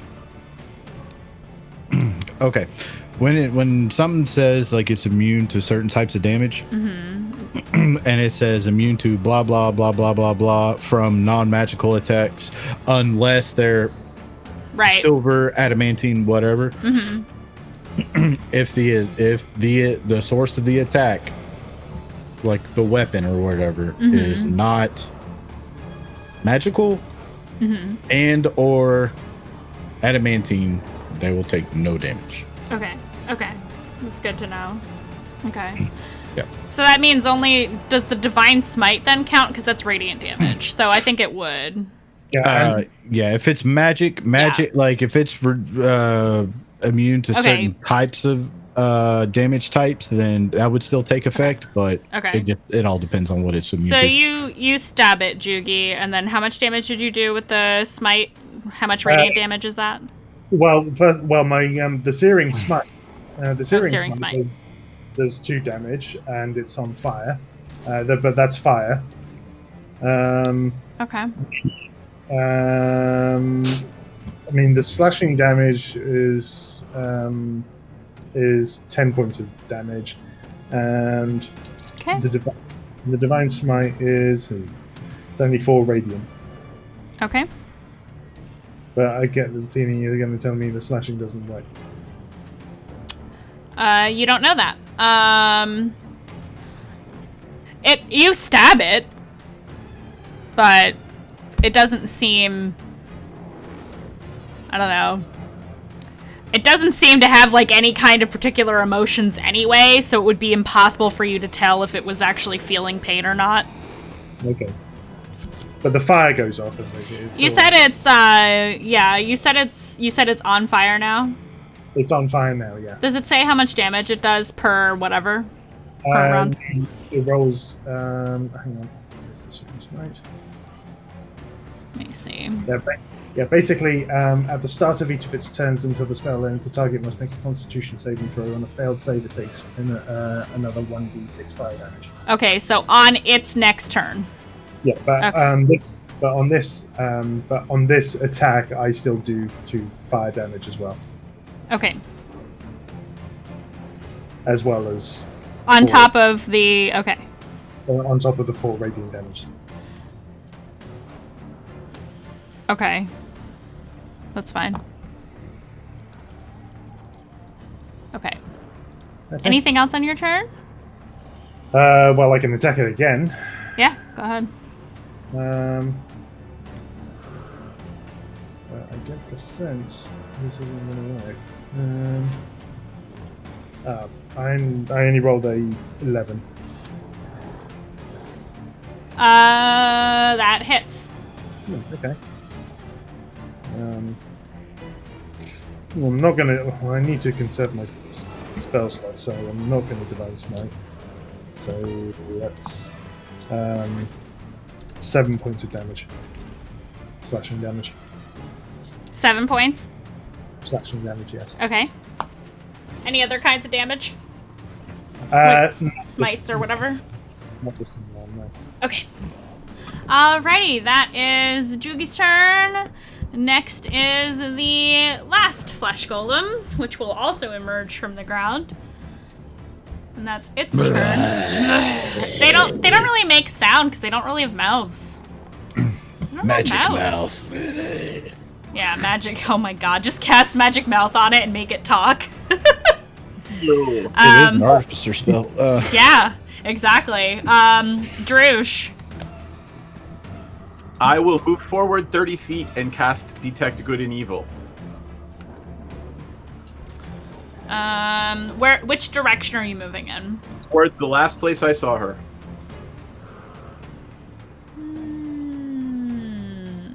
Let me double check something.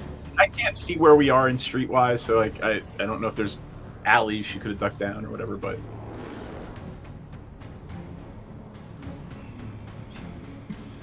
Oh, that's weird. It doesn't say if that's an action or not. I guess it is an action. Okay. You move forward to where she was standing, and just on the edge of where you can sense her. I point exactly to where she is and say she's right there. Okay. She's still invisible, though. That doesn't change the fact that she's invisible. That's okay, and as a bonus action, I will Spiritual Weapon. Okay. Oh, I can cast 2 spells. Oh, yeah, I was going to say you can't do that. Anything else? That's my turn. Okay. That is Droosh's turn. Up to Ranza. Did you want to make that roll? Okay, I was making sure my mic wasn't muted. Sure. Okay, go for it.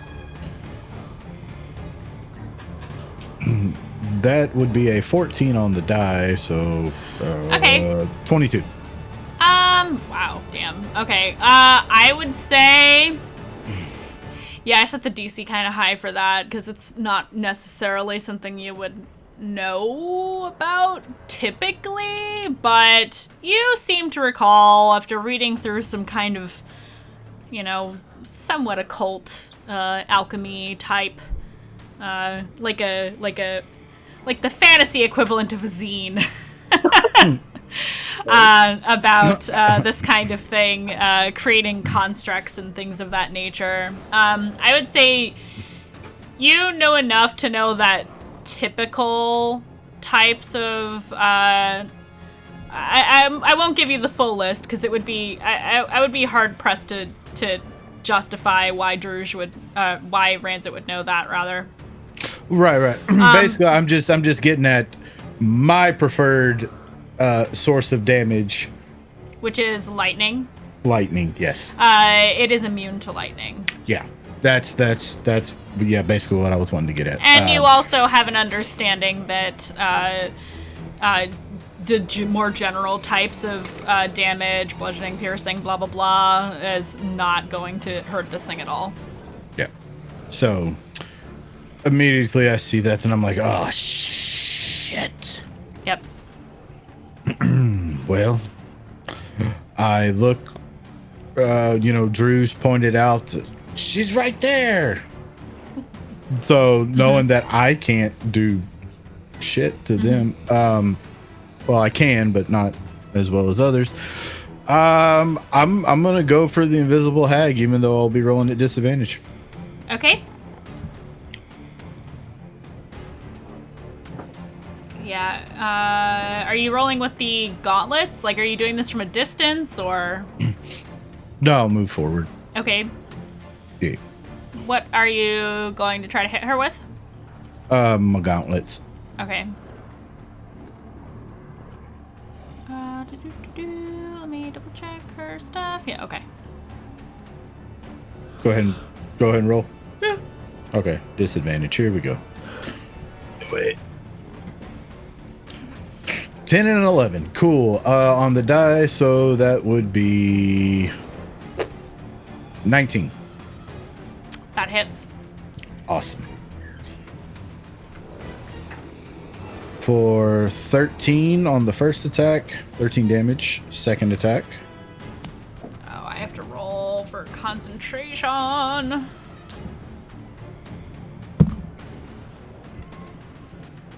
Is it... It's intelligence for concentration, right? Or is it whiz? Constitution. Oh, it's constitution? Okay. You hit her, and she becomes visible again. Cool. So second attack. I'm just going to assume 20 hits. Yeah, that hits. Cool. So second... So damage. Ooh, that's an 8 on the die. That's pretty. That's 14. Yeah, how do you want to do this? No shit. She's not that strong, honestly. I know, but still, he comes running for he turns and looks and he's like, oh crap, flesh golems. I'm totally effed here. What am I gonna do? And then Druge goes, she's over there. Mm-hmm. Just all right. Go up. Bam! Hit her with the first one. She reappears. That sudden look of surprise comes on her face. Like, oh crap!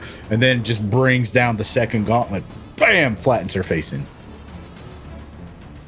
There you go. And then I'll pick her up and I'll just turn to Iku and go, here you go. Iku is just like, okay, so, alright, hold on. Okay. I'm gonna say you are... Oh man, it's really fuzzy on this. So, if she's dead, there's really no one giving the flesh golems orders.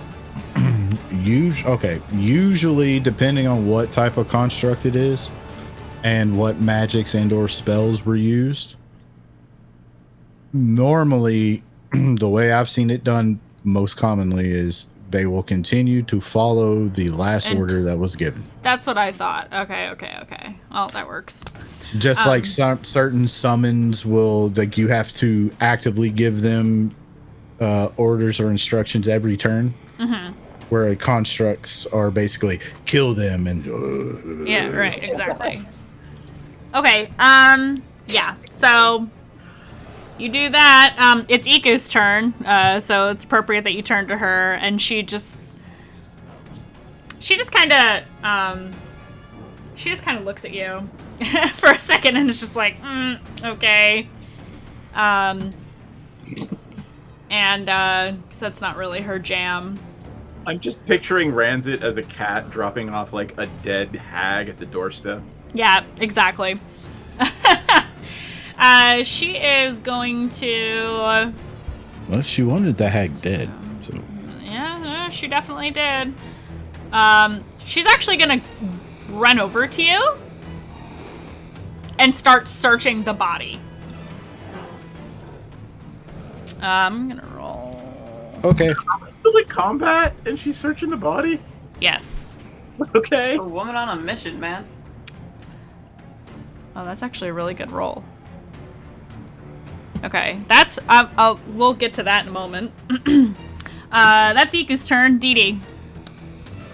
I am going to... there are flesh golems attacking. I am gonna, bonus action, move my Hex on over to one of those flesh golems. Probably the one that, Jugi was beating on. Okay. And then I'm gonna start blasting. Blast him. I will blast them. That is a 18 to hit. Hits.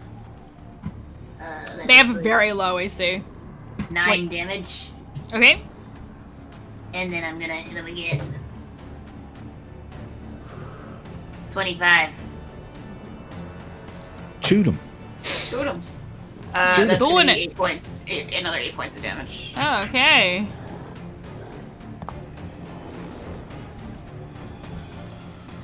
Anything else? I'm gonna move up a little bit. Okie Probably dokie. like 15 feet. Okie dokie. Okay, so Dini moves up. Mbala, it's your turn. Hack, hack, hack, hack, hack. First hack. I think your weapon is still magical, right? No, the only Oh one. no, that was the last fight, wasn't it? Yeah. That would be a dirty 20. Yeah, sure, it hits. I mean, is she not just doing any damage? Should we even continue if she's not doing damage? I mean, Vola doesn't know that, so 9. okay. You feel like you hit it and it cuts the flesh, but it doesn't really seem to be slowing it down at all. Doesn't feel right to you. Something doesn't feel right. I mean, here's a question. This is an honest, out-of-game question. Yeah, no, of course. Even, can I cut it apart? Like, can I cut pieces of it off? Roll me an insight check. See if you can figure it out. 2. Probably not. You don't know. Maybe. You're kind of raging pretty hard. Right. It's a little hard to think clearly. I take my second attack. Okay. Which is a 26. Normally would be very devastating that I would now do 10 points of damage to it. And see, so I still see that nothing's happening, right? Yep. And I have a bonus action where I could do another attack, and I'm like, instead of doing that, I back away to Druge, and I'm like, what the, crap, what's going on? I look bewildered to him. Okay. I'll respond if I can, but probably not until my turn. Next up is Flesh Golem. The one that Jugi has been attacking. And that one is going to go for Jugi. Yay, I finally get to attack with my boys. Don't forget, I need to roll to see whether it. I'm sorry? Don't forget, I need to roll to see whether it takes fire damage because it's on fire. Oh, right. What do I roll? Is it Constitution? It is Constitution, yes. So it's a Constitution save to see if any fire damage is taken at all. It's a Constitution. It's a Constitution save. If they fail, then they take fire damage. And if they don't fail, they don't take damage. And on a successful save, the spell ends. Oh, okay. What's the DC? It is 15. I save. Spell ends. Cool. So that takes care of that problem. It is going to wait. How many hit points does it have? Oh no, I can't do that. Okay, that's fine. It is going to attempt to slam you. I'm gonna use my inspiration for that. Ew. Okay, misses you with the first one. You know what? Fuck that. I'm gonna use my crit. And I can convert it into a normal hit because I am the sentinel at fucking death's door. I'm sorry, are you right next to that golem and right next to Jugi? As long as I'm 30 feet away. 30 feet away it is? Let me take a look. Yeah, it is 30 feet away. Now, if you're doing stream redemption stuff... Yeah, I was gonna say, this does not count. No way. Yeah, this came from the audience, I'm getting my crit. You got your crit. So, okay, let me see how much, I don't know how much that does. I double, oh wow, okay, that's, okay. That is, that's 30 points of bludgeoning damage. Yeesh. Ow. Ow. Yeah, that's already over my half. Okay, the other flesh golem, because they go right next to each other, is... it's gonna go for Vola. That is... Hey! 25 to hit. Cat biting you. Cat is biting me. I'm getting attacked from all sides! My goodness. Cat golem. Cat golem, yes! First attack, you take 13 bludgeoning damage, and you're raging, so you take half. 7. Correct. Second attack, also against you. That is a 20 to hit, so that hits you, I believe, because your AC is 19, or is it 18? Correct. Okay. Yep. And that is another 13 bludgeoning damage, which you reduce down to 7. Got it. Nice. That's their turns. Jugi. Alright. These things hit pretty hard. Yeah, and my weapon doesn't seem to be doing much against it. Neither is Vola's for the matter. Yep. Can I see that that Vola attacking it didn't really do anything to it? Roll me an insight check.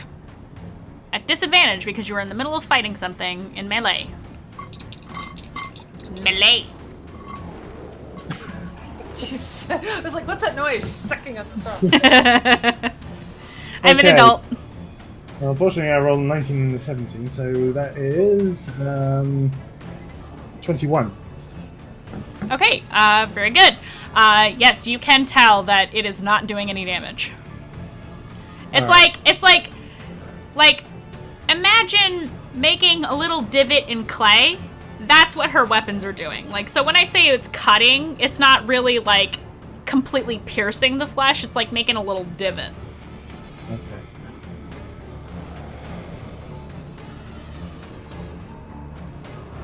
All right. In which case,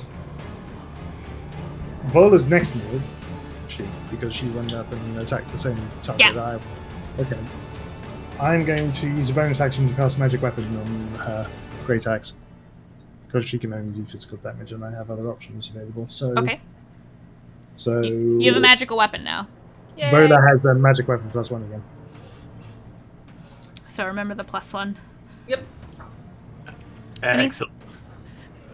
Was that a Is that a bonus thing? Or no, that's your action, isn't it? Nope, it's a bonus action. Oh, bonus action. Okay. 1d8. Okay. And then, so that's that one. And then I am going to fire a guiding bolt at it. Can you do that while you're concentrating on a spell, since you already cast a spell just now? No, I just remembered I can't do that. It has to be a cantrip. Okay, Yeah. so instead, I will use my Word of Radiance. That's the end of that. Radiance. So any target that I choose within 5 feet of me gets hit by a Constitution saving throw. Constitution saving throw. Any? Each Anything. creature of your choice Yeah, within each 5 creature feet. is within 5 feet. So Okay. I don't know whether any of the other flesh golems are nearby. One of them is close enough to you for that, so I'm gonna roll. I'm listening to Cave Girl talk to her cat. What's the DC on that? 15. 15. DC. It fails. Okay, in that case it takes 2d6 damage. Okay, roll it. I am not dumb. Ooh, 11 points of radiant. Total? 11 damage, yes. 11 total? Yes. Okay, thank you. Okie dokie. Anything else? You had your bonus action. You did the cantrip as an action. Did you want to move? Yeah, if I move, then I'm going to get opportunity attacks. Yeah, you would, but He's probably going to try and attack me anyway, and at least is there to stop him from moving. So I'm going to move back 30 feet. Going to risk it. okay. So Risk it for the biscuit. It's going to. It's going to attempt to hit you. I don't think that hits. 16. That just hits. Oh, okay. 13 bludgeoning damage. So, alright, I'm severely wounded. Okay. The next flesh golem. It is. Oh, there goes my dice. Oh no. Hold on a second. That's it. You're done. You can't do anything. Okay, game over. Flesh Golem misses, can't find the dice. Nope, I've got it. I got it. It's fine. We're good. I'm a Flesh professional. Golem- I know what I'm doing. This one is. Let's see. It's probably closer to Ranzit and Iku than anything else. It's gonna go for Iku. Oof. Poor Iku. Oh no. Oh wait, I'm in my armor. Let me know if it's a Oh no. It's not a crit. Okay. Okay, she takes some damage. Why? That is. How? And another attack. This time it's gonna try to hit Ranzit because y'all are right next to each other, right? Yeah. That's a nat 1. So it does not hit. Take your fleshy appendage elsewhere. Droosh. Which one's closer to me? The closest one to you is the one that is currently engaging in melee with Juki, who is attempting to back up. I will start running towards it, armor clanking, and I will sort of chug up to it, screaming a curse at it in Abyssal, and touch attack it with inflict wounds at level 3. What kind of damage does that do? Necrotic, I think, isn't it? Necrotic? If it's resistant, it's resistant, but let's try to attack it. Let me double check something. That's Sorry. 20, baby! Sorry, hold on a second. I have to double check because it has so many different things. Got it. 7. That's the best roll I've had all night.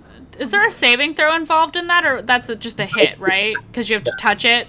It's the touch attack. Okay. So there's no saving throw. Okay. I don't know. I wouldn't argue that this is... Hold on. Bash, I'm going to send you something. Okay. Does that count? Because... So it's 59 Because damage. I'm reading it as it does count. But I've never used this kind of... I haven't used this type of golem before, so I'm just like, eh. Right. I believe it's... Narcotic I think it's one of those damage. things that, like, rules as intended. Okay. More than written, per se, because it's open to interpretation, but any spell or anything that would alter his form, like polymorph, enlarge, reduce, Okay. those kind of things. Okay. All right. So how much damage does that do? 59. Okay. Is it still standing? Hold on a second. I have to math. The math. Nope, you kill it. All right, it implodes in a flash of black light. Great. And then I will bonus action, Misty Step, and go invisible. Or whatever it is I do. Not Misty Step, but yes, I know what you're trying to do. Misty Step is where you teleport. Yours is Hidden Step. That's where you go inviso for a little bit. Got it, Hidden Step. That is a lot of damage. Narcotic damage, exactly. that's yeah, narcotic damage, clearly. Obviously not necrotic damage or anything like that. Not at all. Against the Lord of the Dead. Stick a hypodermic syringe in it. That also sounds like my... Jesus Christ, God. Bash. That's terrible. Alright, anyway, that's Drew's turn. Very, very good. On to Ranzit. There is a flesh golem trying to accost you and Eco. Shit.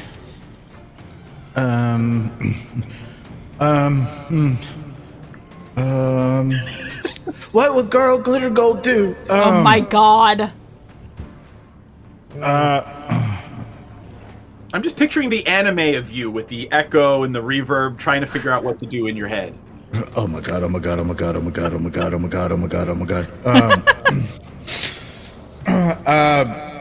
He will kind of hold his hands out and above, and you'll see the I guess like the outline of the smithing hammer that's kind of like imbued into the chest plate of his armor start to glow, and everybody will kind of start hearing like small like cracks. It almost sounds like glass cracking, and then all of a sudden it just a very loud shattering sound, and I hit it with shatter.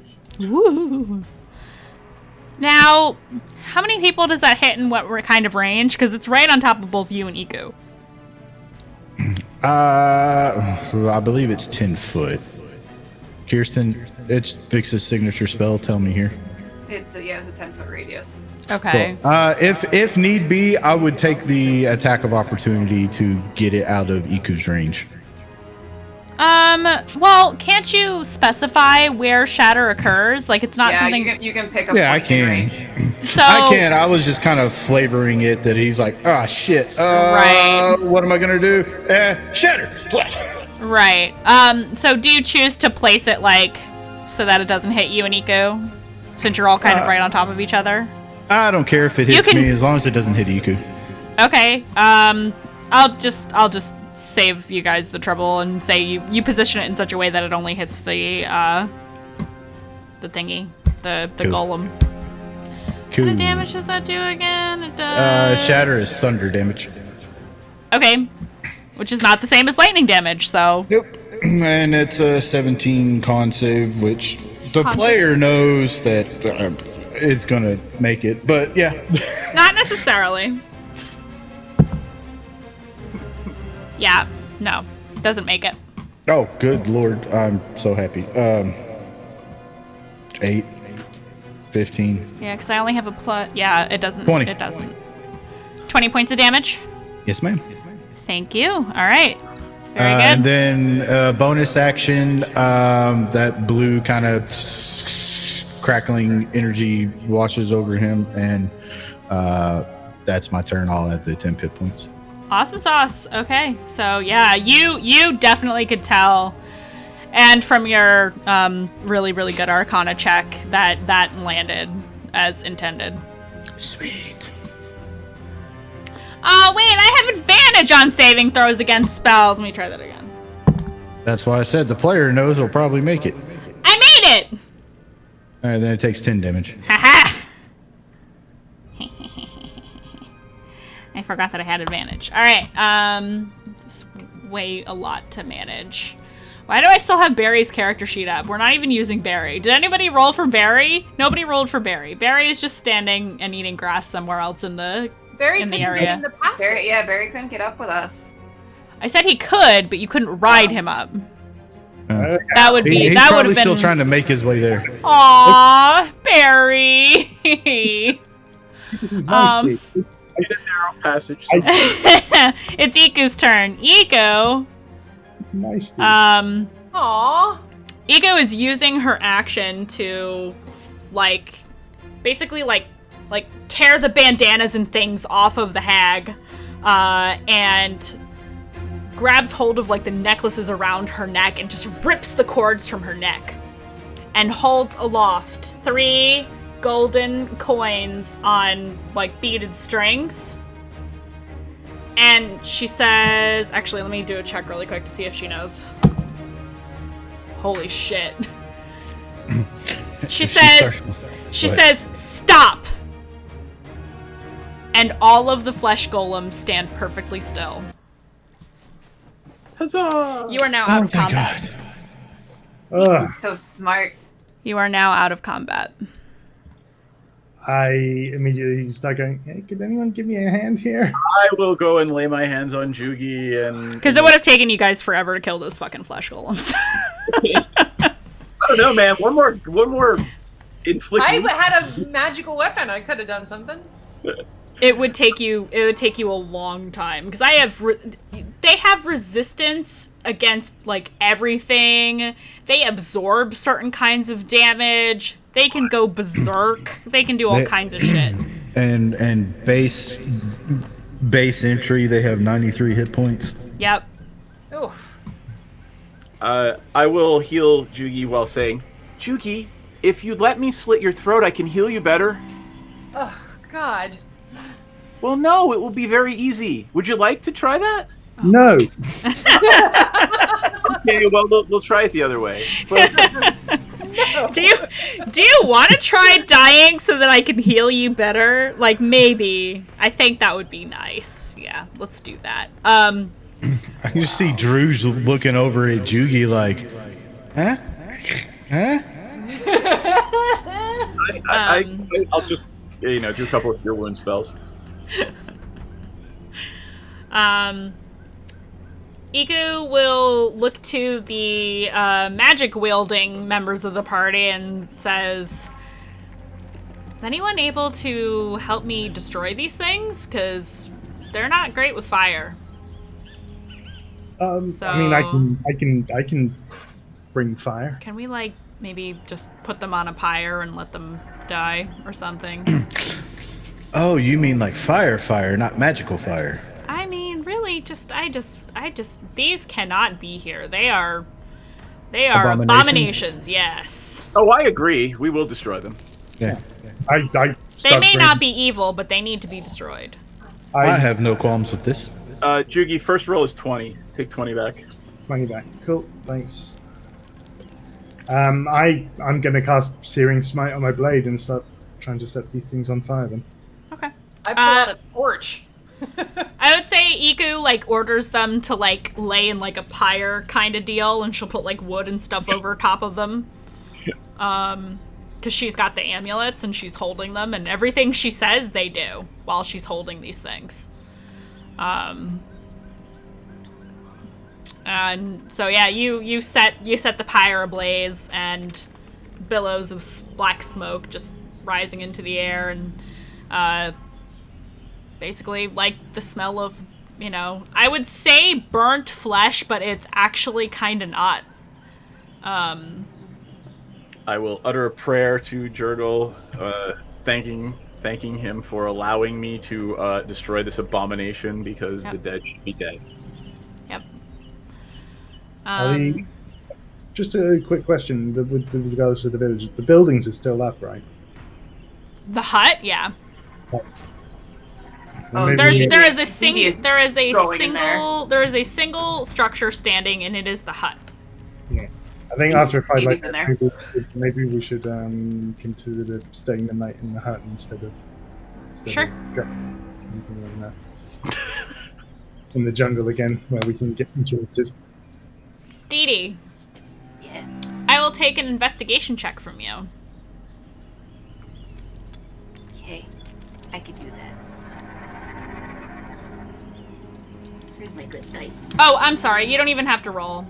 You search and you look in what sparse, like, furniture and whatever is in here. You find nothing of value. Now, if you're looking for things that are just shitty little trinkets that aren't worth anything, there's bones like hanging, like little wind chime type deal, shells of the same kind of. There's like, it's like little made like totems and things like that, like all very witchy. Are there any books? No. I would like to cast Detect Magic and help search. Yeah, I know. It says there's nothing of value in the hut. I didn't want to waste your time by making you roll once I realized that was a... I was checking to see if there's anything good there. Well, let's wander around and see what else there is to... Right. I will go to Iku. Yeah. It's like, well, Iku, now that... Are you still in the suit? Yes. Oh. I can turn it off, though. That's awesome, though. It lets me know if you're in or out of the suit. Like, seriously, just keep doing that. It's great. Okay, cool. I love it, actually. Iku. Yes. Now that the hag is dealt with, what of Mbala and the Oracle? Okay, so to clarify, you're in Mbala right now. The Oracle is... East of Mbala. Yeah. East of Mbala, right. Mm-hmm. Well, obviously, you know, the town is kind of like... Yeah. In shit ruin, so... Yeah, so you're basically asking her if she's gonna continue with you guys. Is that that's kind of my line of questioning. Okay, so Iku just kind of motions around her and says, "Well, there's really nothing left for me here, so yeah, I'll come with you. I mean, I did say I would see this through with you all." Can I make an insight check and see, like, is she obviously hiding something? She hasn't told us something about this situation. About the village? Yeah, about her relationship with the hag. I mean, you can roll insight, sure. I mean, is there something she's not telling us? 12. Probably not. You have no reason to believe that she's been dishonest with you. Okay. Except for that whole eye changing thing. Well, or the thing that, you know, the hag seemed to know her. Yeah, she told you all that she used to visit Mbala as frequently as possible and was known there. So, yes, she does have a history with Nanny Poo Poo. That's why she told you about the whole hag thing and people disappearing and all of that. They have a history. That she has disclosed that to all of you. Okay. Right. Yeah.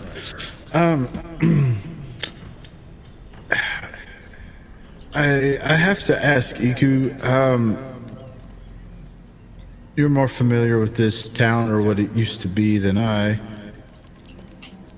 Is there, or was there ever, like, a forge or some type of, like, workbench type area anywhere? A forge. She kind of thinks for a second. She says... No, not really. Okay. The people here weren't much for metalwork. Right. And looking around, it honestly doesn't seem like, if there were anything of value still around in this area, it's probably long gone. She kind of nods a little bit, and she says, "I wouldn't know. We'd have to search around. If you want to search around, I will happily help you." I mean, sure, because I think we're gonna end up resting here anyway. So Yeah. need something to occupy my time with. Okay, so since we're pretty much up on time here, I'm going to say we will resolve that and camp at the beginning of the next session. Cool.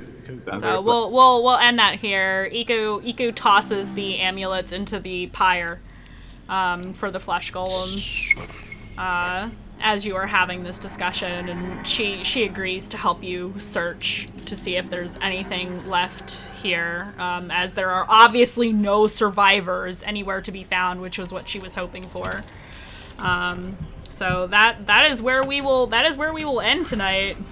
Can I end on a cinematic note? Certainly. I will grab Nanny Poo Poo by an ankle and with a very big rictus grin unceremoniously drag her down the street and collect some of her blood from my own collection and then toss her on the pyre. There you go. I dig it. A fitting end.